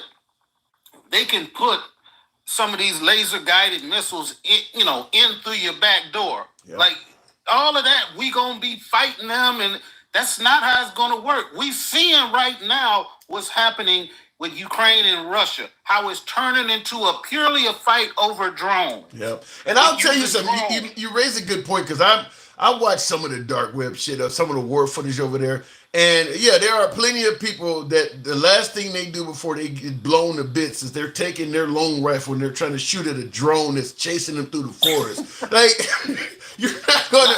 You realize how many of those the United States government could produce? Talking about there's 150 armed Americans. You realize how many the government could produce of those things if they needed to? Right. And those are the ones you can buy at like Toys R Us. Imagine the military it's little shit like this right here. Yeah. I could strap enough on this right here to easily take out a small house. Maybe a few rooms of a house. Right. They have no idea what they're talking about. I know from my days in the military, I used to be amazed. I was, in the Navy, and I would walk down the pier in Norfolk, Virginia, and realize just one of those ships or aircraft carriers had enough firepower to like take out half of the world. Just one ship. Damn. So they have no idea what they talking about. We could do this and we could, we could get artillery too. You have no idea what they could do when they could turn off your water, when they could turn off your electricity, when they can come in with night vision, and they could, it's not even a question of whether we could fight them or not. Yeah. That won't happen. I mean, when you see how quick we actually neutralized what they had in Iraq, and the average American citizen don't have nowhere near what Saddam Hussein's army had, how quick we neutralized them, and you think you and your boys in your neighborhood are gonna be able to? I just don't understand. It's just a security blanket, in my opinion. We drove down the street with Humvees and went straight to Baghdad. Yeah.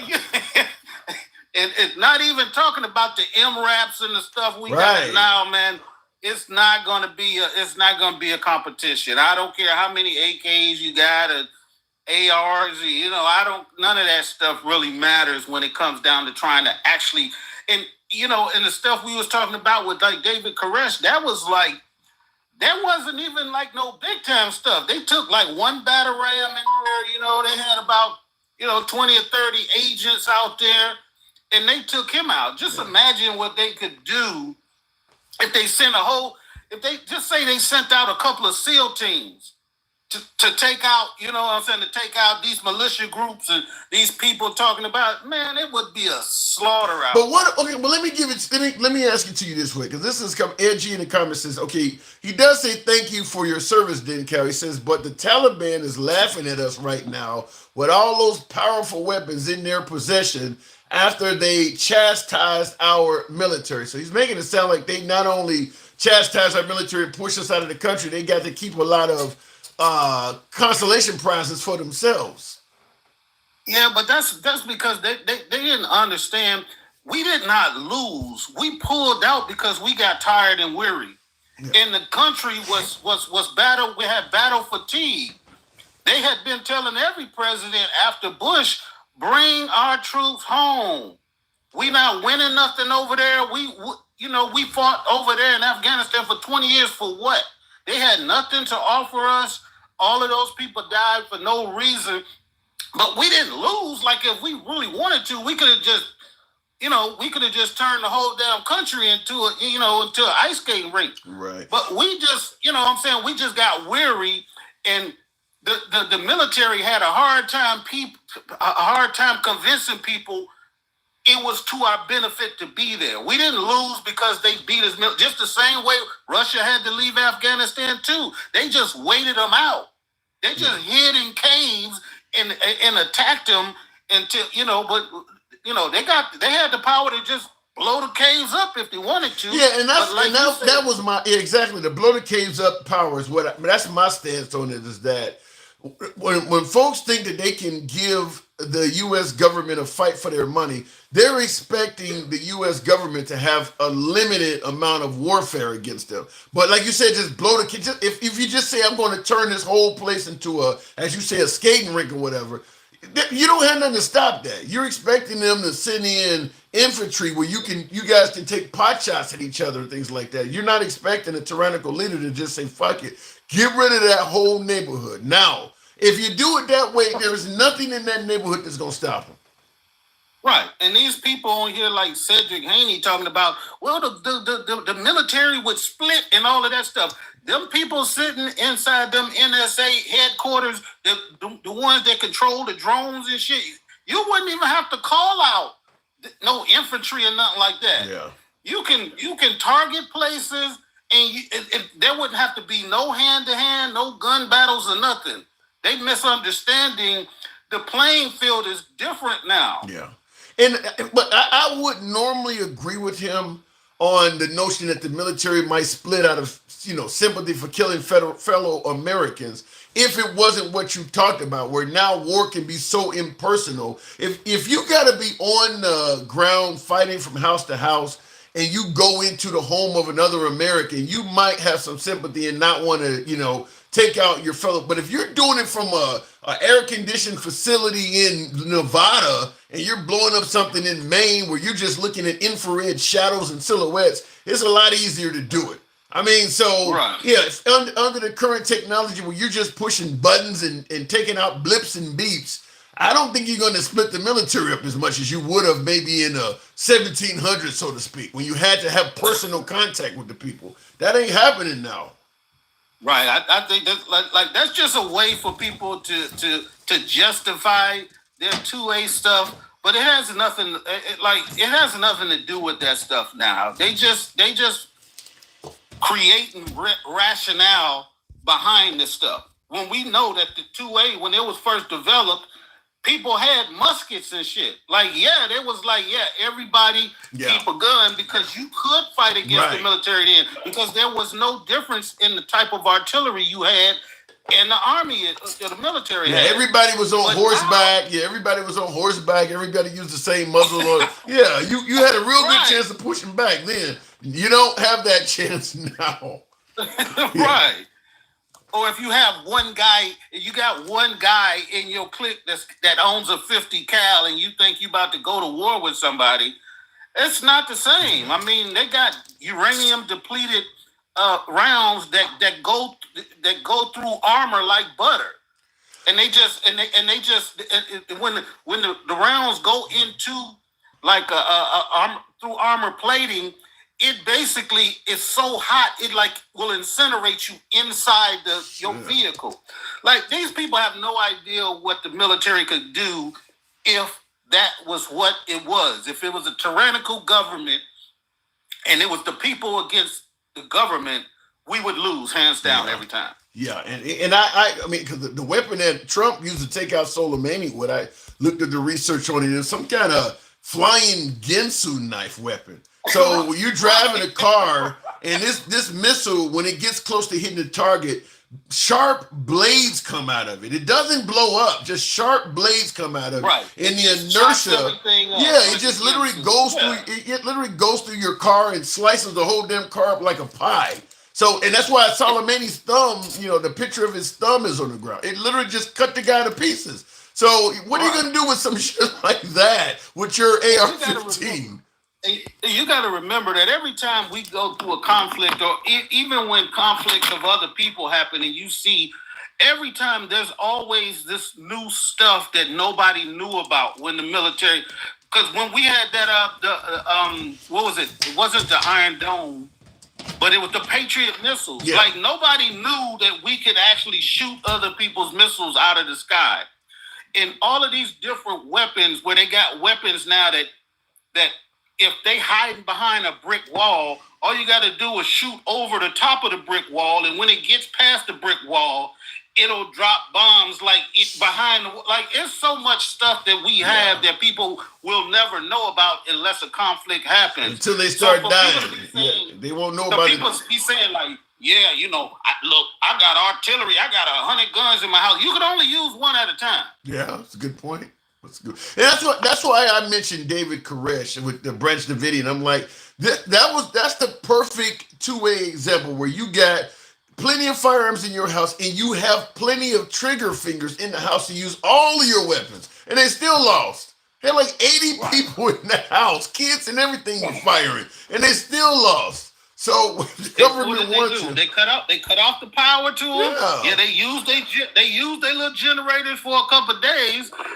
No water production, no water, and sooner or later, you're gonna give up. But like I said, they went in there with 50 people maybe into a place with all of this artillery. It means nothing. It means nothing if the type of artillery they're using is superior to yours. It don't matter. And that's what, that's what I was telling them. I mean, if simple manpower and the trigger fingers was all it took to win, then China should be easily able to take America out. So with India, I think does India have more people than we do? I know China does. Yes. Right. Yeah, so they in the billions. They in the billions like China is. Right. So I mean, if that's all it took is more people with guns in their hand, then we should lose to both of them. And I certainly don't think we would lose to India. China, maybe so nowadays, but I want to read this. Now, Edgy also called you out again. He said, we did not lose. Did you not see me using my face to block their punches? What? He said, we did not lose. Did you not see me using my face to block their punches? Okay, so I don't quite understand what you're saying there, But Supercell Future says, same here.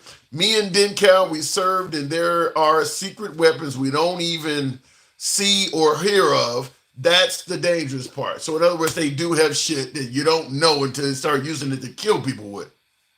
Right. And they look, and we got even better once we went to Iraq and we started going door to door. We had to learn how to do urban fighting, which was not our forte. But after all of them years in Iraq and Fallujah, don't you think we got better at it? Yep. Yep. And that's the thing. That's one reason why America does remain a superpower, is because, you know, nothing makes you better at something than constantly training. And we, unlike most countries on earth, we've been at war almost constantly since World War II. We've either been at war, preparing for war, or about to go to war.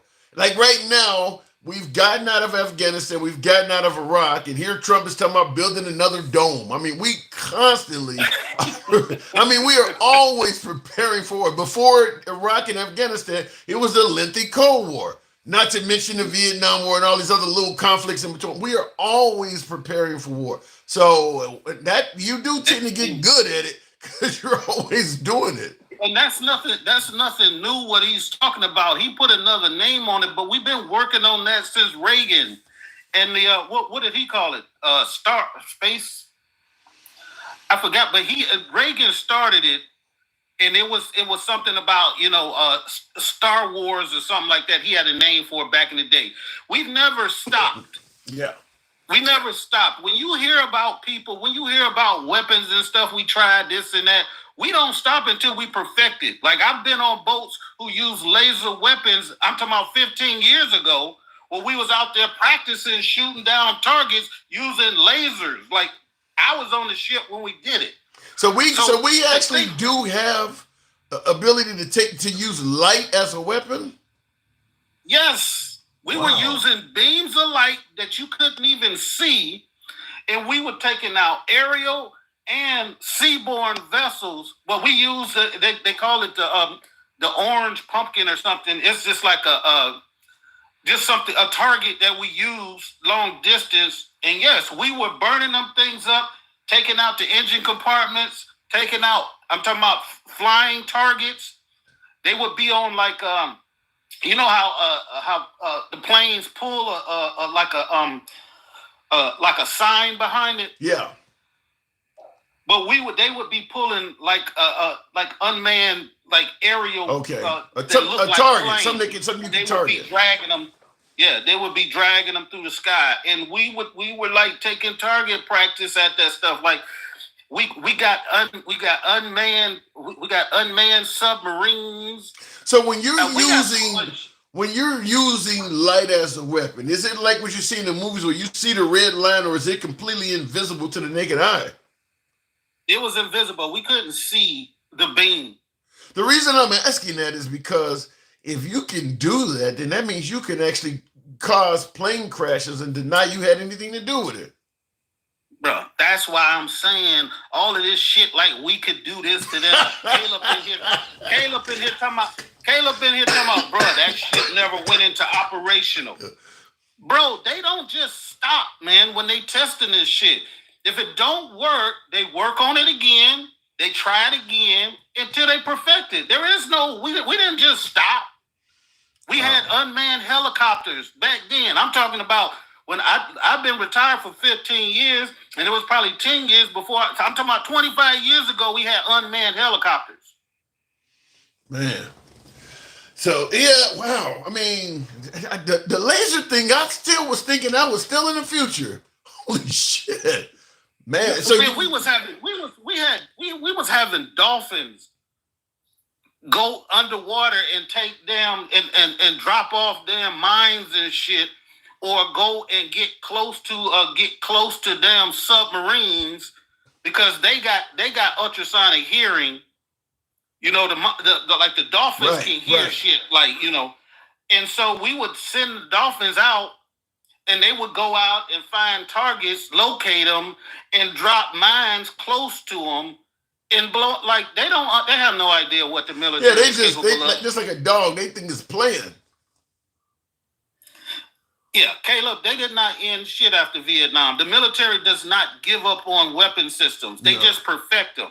You know, and I see in the comments, one of the viewers said, you know, the only department Doge didn't touch. That's one of the reasons why we can't give American citizens any sort of, you know, programs like, you know, welfare or universal. It's spending too much money on this shit that no other country is forking over so much money on defense like we do. And really, it ain't defense, it's offense. Most of this shit that we're talking about, we gonna use this stuff for offense. It ain't gonna be used for defense. It's gonna be used, it's gonna be used in some other country for offense. We keep talking about spending money on defense, but you're spending money on offense. And that's why we can never get around. Trump can talk all this America first shit and Doge and waste, fraud, and abuse, but he actually increased defense spending. I mean, he's spending more money there.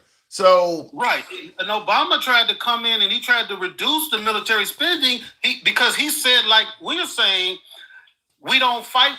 We don't need hundreds of battalions of men marching around. You know what I'm saying, looking like South Korea.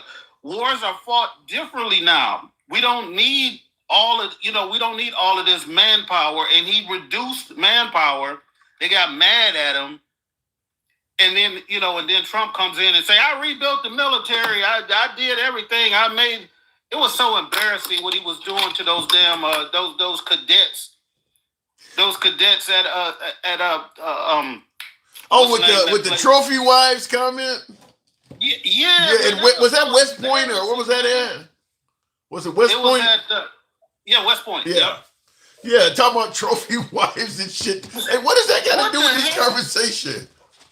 They said it was a private rebellion, and a lot of them people walked away and didn't shake his hand. But of course, they didn't show that on TV. Yeah. But yeah, like he went there and made the whole speech about him. He's wearing this damn campaign hat, you know what I'm saying? And he's not giving them any encouragement about what somebody that goes to a commencement is supposed to be. He's supposed to be talking about the future of the country, not saying, oh, the military ran down the shit until I came and say, like, nobody wants to hear that shit when you're dedicating your life to the military. Well, but they're saying under Trump, enrollment is up. They said it's up a lot.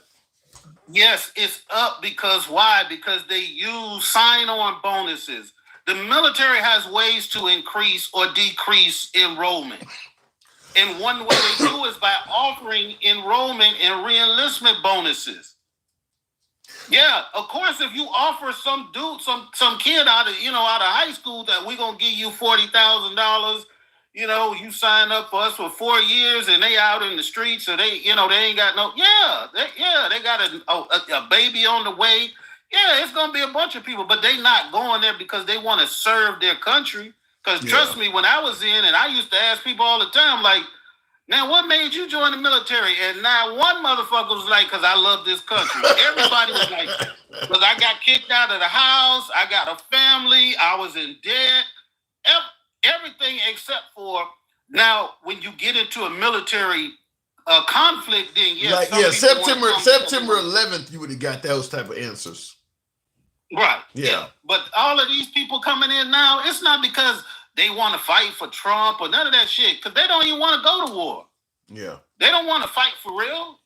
They out there talking about, I'm trying to get money for college. I'm trying to get that GI Bill. Yeah. And in the comments, Supercell Fusion says, I recommend DenCal to watch the movie called We the President. It has Liam Neeson. Once you see that movie, it will change your perspective. Have you ever heard of that movie? I haven't heard of that. The President. No movie is going to change my lived experience. I was there. I did 20 years in the service. This is not me, a spectator on the outside looking in. Now, do I have experience in all levels of the government? Was I hand-to-hand combat in Fallujah? No. But that doesn't mean that I didn't serve this country and preserve the right for everybody to be able to speak the way they want to. So I get it. Everybody that listens to me that may have a different political leaning than me may want to say, oh, you don't know shit and all of that stuff. But I'm only talking from experience and what I live. So I don't need to watch a movie that was made by somebody wrote a movie and got a star to be in it to understand what the fuck I lived. Well said. That's can't push back on that at all. Then, Cal, I do got to move it on. Beautiful conversation. The laser thing scares me though. I did not know that. I mean, you're talking a generation ago. This shit has already been around. That's and they got the anti-drone things where they can go set up and it's like a radar looking thing and it can scramble the signal for anybody trying to use a drone. That I know. That I'm aware because I still get NOTAMs which are telling you cannot fly in different zones because when I fly my drone has quite a bit of GPS and capabilities like that. I can tell it to go to waypoints and things like that. And I had to register that one with the FAA. And it does tell you all that. So I know the drone stuff exists where they can literally, they can block all your cell phones and everything too, no matter what band you're operating in. Because like in Iraq, they would fly over in, C5 or whatever one of the bigger aircraft are, and they would pose. C-130. Yeah, they would C-130. Yeah, they would pose as a cell tower. So your normal cell tower. So when they're flying around, they're catching all the cell phone signals. So they learned a lot of surveillance. So if you got some terrorists or whatever using cell phones and they're flying around acting as a cell tower, they're capturing those signals. And everything. Yeah, so they can shut down whole frequency. So if you're controlling your drone 2.5 gigahertz, 5 gigahertz band, whatever band you're in, you can put jammers in there and shut all that stuff down. So that I knew existed. That's the ham radio guy in me. I knew about that stuff, but this laser shit I didn't know nothing about. Right. Yeah, it's so much more technology out there. But America's not gonna show their hand unless unless they need to. So for anybody thinking that the society, the public at large is going to be able to somehow defeat a radical government, just delusion. Yeah, and I could not agree more. Denkel, appreciate it, man. Thank you. Yep, take care. All right, and I'm surprised so many folks think that their two-way privileges would allow them to stop tyranny. Now, you heard all the shit that man was talking about, and he obviously with a lengthy military service. And he said he's been out 20 years, and he's talking about shit that I didn't know even existed. Maybe a lot of you folks did, but 2025, you just think, keep in mind the stuff you're using to prevent tyranny, that shit's old. How long have ARs and AKs and Glocks been around? You using old tech. All of that stuff he's talking, all that stuff is evolving, all that's new shit. You using old things. You just using basically a projectile. Now, you might be to get your hands on a little bit of armor here or there. You might be to get your hands on a little bit of technology, but nowhere near the level that man was talking about. Nowhere. You're just not going to get anywhere near that kind of stuff. So I just don't see I don't even see why people think they can stop tyranny like that. Other than, like I said, you have a leader or a government that is tyrannical, but only in a limited fashion. If they get to the point where they have a fuck these people attitude, a push of a button can take everybody out in your zip code. Everyone. And not to mention all the starving by shutting off water and destroying agriculture and all that shit too. You have no chance at that.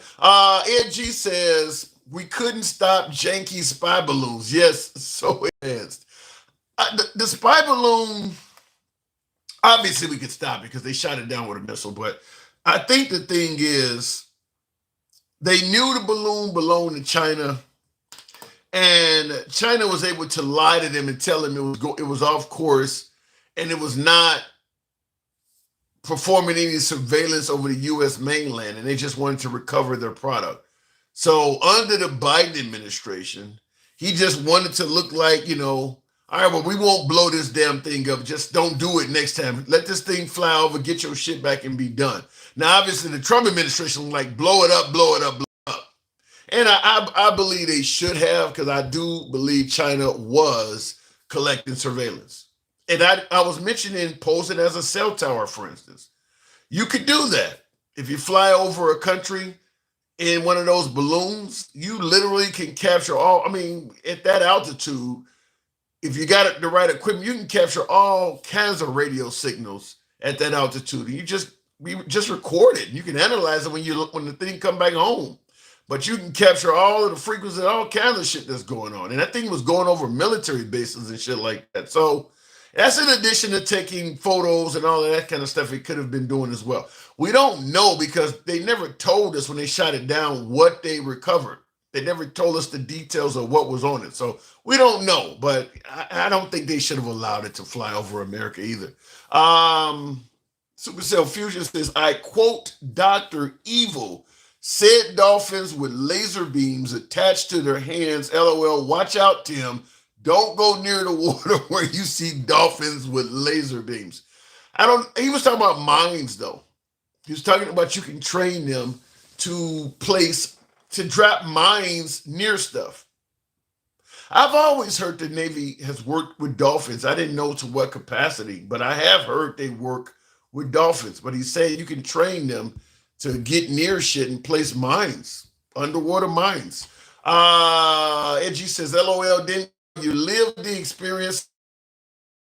Get spanked a stop our military. Our military didn't get spanked. What makes you think they got spanked? Everywhere we went, the casualty rate for them was way more than it was for us. We went, we were, for the most part, able to occupy, and they were in hiding.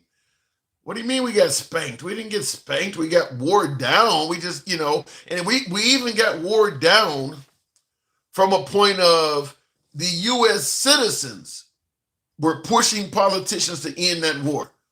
But if you left it up to the generals and we ignored the U.S., we could have stayed over there indefinitely and took over. No, we didn't get spanked. It's just the U.S. citizenry does not like caskets coming home. A lot of these other countries have had war on their soil. They're used to conflicts. They're used to seeing bodies and people dying. In America, we're not. We've lived a sheltered life. Even in World War II, it was over there. It wasn't here. It was over. It was somewhere. A lot of these other countries have had war on their soil. So Americans do not have the temperament to see bodies coming home. Even with Iraq, I think 6,000, maybe 6,000 people lost their life compared to how many folks in the Middle East lost their life due to us during the Iraq War. About 1 million. So I wouldn't say we got spanked. Not to mention the leader of the country and his sons were murdered as a result. We didn't lose. We just went in and left without really accomplishing shit. They want our children to fight for corrupted pigs, says JD. Or Joe D. JD. Joe D. I don't promote you to the vice president. Who wants our children to fight for corrupted pigs? That's a strong statement. Wow. The geographics have to just, I don't get what you're saying there. We are undefeated on our home field. Ask Mexico. Yeah, we are. But we haven't had a lot of attacks on our home field. I guess we dealt with the British. You mentioned in Mexico. We haven't had the Japanese invading Hawaii, or I guess if you want to bring what Bin Laden did was not really. That really wasn't that was an act of terror. That wasn't an invasion. Because everybody involved in it intentionally committed suicide. So the 19 hijackers, they weren't even trying to survive. So that's not.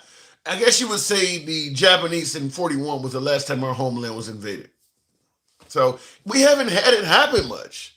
Uday and Qusay Hussein got murked. Yeah, they did. They sure did. There's photos of their bodies all over the internet. Someone just said the world will be here in America. Someone just said the world will be here in America, didn't you? I don't get what you're trying to say with the grammar there. We'll continue on, though. And tap the screen, folks. Get the likes up to about 50,000. Lewis Appreciate you holding. Good evening. Welcome to the program. Maybe you can tell me if I'm getting it wrong. Does 2A give the people the power to stop tyranny? I think it's just an illusion. Let me tell you something. There is no way that if a tyrannical government, any government, we're not just talking the United States government, if any government come into the United States, these little pea shooters will do you no good whatsoever. Yeah, I'm in the same category as you. I mean, I like I appreciate the bravery and all of that. The average citizen has little to no military training. I mean, you go to the range and shoot at steel targets occasionally while you're drinking a beer or two. You're just not going to take on a government of trained people. I mean, like I think Dencal point. They couldn't even take over. They couldn't even take on a National Guard unit. You know what I'm saying? Right. So know they couldn't take over the federal government. Let's just be for real.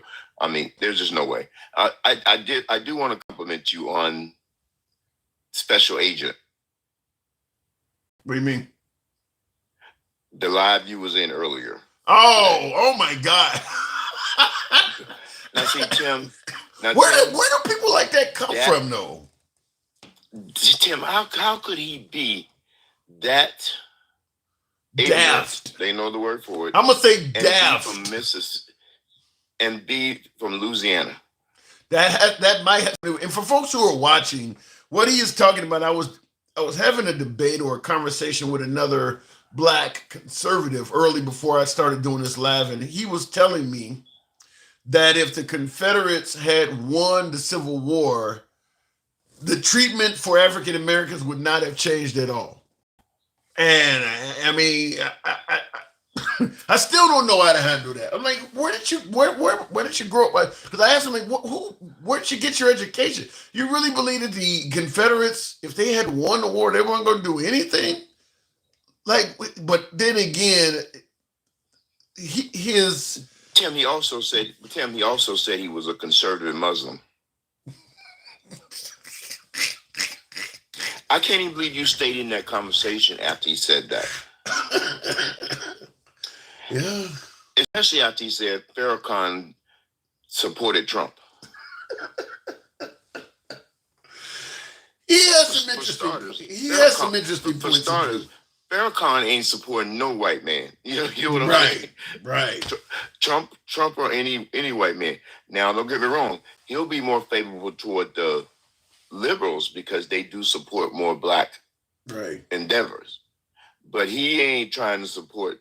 He ain't accepted nothing from no white man. But you do realize they got that statement they often play from Malcolm X talking about the Democratic Party. And I mean, obviously Malcolm X was associated with the Nation of Islam as well.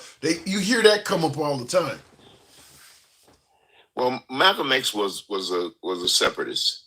He believed in separations. He didn't have any problems against white or Black people, especially after he would visit Mecca and seen all the white Muslims. It changed his whole perspective on racism and that kind of thing. But he neither one of them actually were Democrats or Republicans. They were liberals and conservatives, but they were not. Martin Luther King was not a Republican. I don't know where that came from. He did support whoever supported Black people. No question about that. So he had an affinity for, I believe, Nixon. I believe he liked Nixon. Martin Luther King did. Yeah, I believe he was okay with that because Nixon was a con man. Nixon was kind of like, you know what I'm saying? He goes with whatever flow that makes him supports him. You know, that's how Nixon was too. And you see what kind of trouble Nixon ended up in, right? Yeah. And I think Trump's heading in the same direction, to be honest. You think so? I don't know. I think in Trump's case, man, he got so much of America in terms of our leadership on his side. I do believe in the Fifth Avenue rule. I don't think that he could do anything and get in trouble at this point. I think that if they win if Democrats take back over the House, Trump will be impeached the time. Oh yeah, I believe that. I believe that without a shadow of a doubt. But I don't know how far it's going to go. And if he mess around and they get the House and the Senate, he will be impeached and removed from office. There's no question about that. Can America handle that? You know, MAGA ain't gonna just sit back. You hear my folks talking about they don't like tyranny. You think MAGA's gonna sit back and let this man, while he's in office, get kicked out? You see what happened on January 6th? See, that's where we get back to that 2A issue at. Yeah, I mean, what are they really gonna do, Tim? Shit, they gonna rise up. I mean, rise up and start rioting. But then they gonna fall pretty quickly. Is no question about it, hands down. That don't get me wrong. There's a lot of MAGA in the military too, but overall, there's way more non-MAGA in the military than there is in the military. So yeah, that's not a question. I think people will come to their senses when MAGA is not going anywhere just because Trump leaves. For some reason, people seem to think that MAGA goes away if Trump goes away. MAGA is not going anywhere. I don't think MAGA is. Yeah, I don't think MAGA is the new Republican Party. Yeah, I don't think MAGA would go. I don't think MAGA would go away if Trump's not there. But I do believe they would become more dormant because there is no other conservative that is as outspoken and has the leadership skills for a movement like that as Trump. I mean, I don't think Elon Musk is really well liked by MAGA, but he's not able to speak and move a crowd and energize people the way Trump is. And I mean, Don Jr. can't do it. Obviously, J.D. Vance is not going to do it. And I think Ron DeSantis has skills in him, but not to Trump's level. I don't think any Republican has that touch that Trump has. So once Trump is gone, yeah, the mindset of MAGA will be there, but I think the movement will be dormant. Just like the Tea Party and MAGA are very similar. But once Obama was gone and the movement, MAGA is the Tea Party, right? Just on steroids. Oh, you know what I'm saying? They got better leadership. I only came in to bug you just about that special agent because, man, I'm telling you something. That answered a lot of questions for a lot of us, our culture, to think that we had people, even if you go back to the Civil War, that actually thought like him. For him to actually think that there were free slaves before the Civil War running around in the South. Yeah, I asked him. I'm like, because I asked him, I was like, you really think that before the Civil War there were free slaves running around in the South? I'm like, they can't work anywhere. They're not free to travel. I mean, what could they do? They can't even move around the town without being grabbed up. Trust me, if you gave a black man, even if you were one of those slave owners that were nice to your slaves, you gave one of them a gun and sent him out in the woods, he coming home dead. Yeah, unalive. I put it that way. There's no way in the world that those people are gonna let a black man walk around with a gun, hunt nothing. Yeah. In fact, when a slave owner told his, they did no hunting. Let's get that part straight right off the bat. Slaves were not responsible for hunting and gathering. There's no way that they were going to be able to go out in the woods, not even with a sling or not with a slingshot, not with a BB gun. You ain't going hunting nowhere. Yeah, I don't know. Like I said, I have no clue where he got that. Go out in the woods and kill someone and bring it home to you, but you're not going out in the woods and you're not shooting nothing. Put it that way. I have no clue where he got that type of education from. But that some of the stuff he's saying is popular in conservative circles. Certainly, the parties didn't switch. The Civil War was not about slavery. I mean, that stuff is very popular in conservative circles. But that's exactly where he got it from. That's what he's listening to. But the thing about it, Tim, that guy is 62 years old and is that naive on the racial relationships of Americans. It's mind-boggling that he could be that ignorant. Because that's all it is, just ignorance. Well, because if you can get rid of enough history, his story might become the actual truth. I mean, once you get rid of what happened, and you got people like him talking. I agree 100%. So, well, keep doing what you're doing, Tim. I agree with him that 100% that you're fair. I think with him, you should have been a little bit more. You should have got mad. I don't. Well, no, I mean, I know you. I know inside you're just like. It was a shock to hear somebody talking like that. It really was, particularly the part. I mean, he ain't the worst I've had though. I've had some people tell me that if the Confederates had won the Civil War, they were going to immediately free all black people. That is so. Well, even him saying that he didn't think the war was about slavery says that his ignorance, because that is what it was about. Yeah. Let's just be for real. A lot of conservatives think otherwise. Yeah, but what other reason would there be though? They didn't want to give up slaves. Let's just be for real. They believe it was taxation. And I understand it. Don't get me wrong, Tim. You know the difference between. Don't get me wrong. There was just as many racist farm owners in the East as there was in the South. It's just that most family farms in the East could be run by families.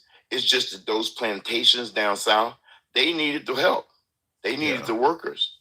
And they wanted free labor. They didn't want to pay nobody for it. But so their reasoning made a lot of sense. I mean, no matter how you look at it, I'm not saying it was fair. I'm saying it made a lot of sense. They could not, you can't run a plantation with just your 5 kids and you. Yeah. Well, can you imagine trying to run a sugarcane field that's 2,000 acres and it's just you and your family? You can't do it. Yeah, I mean, I get your point, but I don't think you should. And I'm not going to pay my livestock to do work. You know what I'm saying? So, so my thing is that slavery wouldn't have went nowhere if the South would have won. You and I would still be in bondage. There ain't no question about it. Yikes! All right, Lewis. Thank you. Yep. Appreciate it. All right, take care. You too. Moving on with the program. Real quick in the comments, Angie says, if you enter a fight thinking you will KO the other, it's only 12 rounds, but it turns out to be 100 rounds and you gas out and you have excuses. You got excuses to leave. You got spanked. Okay, under that definition you give, okay, you enter a fight thinking that you're going to knock the other guy out, and it's only 12 rounds, but it turns out to be 100. So, in other words, we thought we were going to take care of Iraq immediately, and it went on for years. And you're saying you end up gassing out. I hear what you said. I don't know. I don't think America got spanked by the Iraqis. I just don't. I think that we did. We backed out because our citizens were tired of being over there. I don't think we got spanked, but I understand your argument. Supercell Fusion says they will start saying MAGA lives matter. There'll be riots in them saying crazy stuff, just like what happened to George Floyd. Wow. I do believe that if the Democrats win the House and Senate in the midterms and they try to impeach Trump, which I think they will try, but if they kick him out of office, I think there's going to be some MAGA that will try to do something. I can see that. Because Trump is going to say it ain't fair. We know that.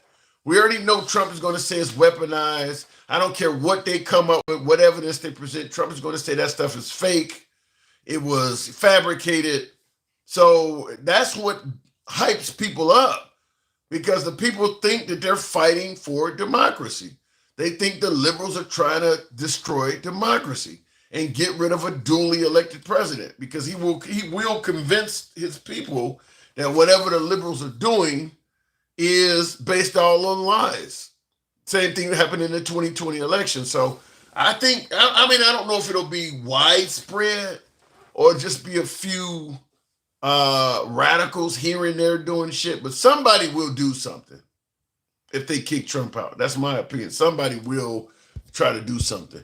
And it won't be for a lack of Trump trying to make them do it, because his 4-hour gap during the Capitol building attack is pretty clear. He did not want that to end peacefully. From what I heard from Chris Christie and his daughter and Lori Ingram and Sean Hannity, they were all trying to call him. They were trying to call him on his personal phone to tell him, you need to tell these people to stop. He deliberately stopped answering the phone for like 4 hours. Nobody could get in touch with him. He stopped answering the phone. So he was hoping that shit got out of hand. 4 hours he took before going on TV. So he was hoping they got out of hand. Bureau of Prisons in the Central Plantation headquarters for reformed slavery. Huh? A mob mentality is easily manipulated. Yeah, I can see some of that. I don't know what I just hit there. But anyway, we had an interesting conversation. I didn't expect to get into the 2A stuff, but when folks started talking about they could stave off tyranny, I still think that's comical. But I do really appreciate Dencal's perspective tonight more than others, because I thought that was, because he opened my eyes up on some shit too, but I really thought that was a really just a great way to deal with that. The idea that, you got weapons in your home and your neighbors got weapons in their home, your friends and the whole neighborhood doing. If the government decided to become tyrannical, you got enough stuff in your possession to stop them. I thought it was crazy. Great point, Creed. Straight up loser mentality. That's why I'm happy to see so many of us breaking out of the Democrat plantation. The loser mentality. I'd like to know what that is. Only black people bring up their losses more than their wins. Probably only black people have so many. When you think about the amount of losses, wins, the black people have the worst record. That might be why they're bringing it up more. Do the whites have any losses at all in America? Good thing it's 20. Go out, now go put down the black and mild and get a job, nigga. All right, Papa. All right, now that sounds a tad bit racist there. What is this? Don't say it. That would give black people a better life. Don't say that. Okay, maybe it's getting late. Maybe time to wrap it up. It would be like coming to a sword fight with a butter knife. Yeah, the tyranny thing is comical to me. And like I always continue using, to me, David Koresh, Branch Davidians in Waco is a perfect example, where you got a house full of weapons and a lot of people in the house that are willing to fight the government. Most people talking about staving off tyranny don't have that. It's, I got enough to protect my family, and it's just a house of 5 or 6 people. They had a bunch of people in there, all willing to pull a trigger to stave off a tyrannical government, and they lost. So, yeah, I don't think there's any chance. Black people are undefeated. We are still here. We don't die. We multiply. With white women. Whoa! Who said that? Oh, my God. Oh, my Lord. Whose name is that? Dwight Dorsey? Oh, my God. We don't die. We multiply with white women. Well, what do you think are the chances, if it gets really bad, that there'll be a law to stop you from being able to multiply with white women? Keep in mind, most of America's history, you were not legally allowed to do that.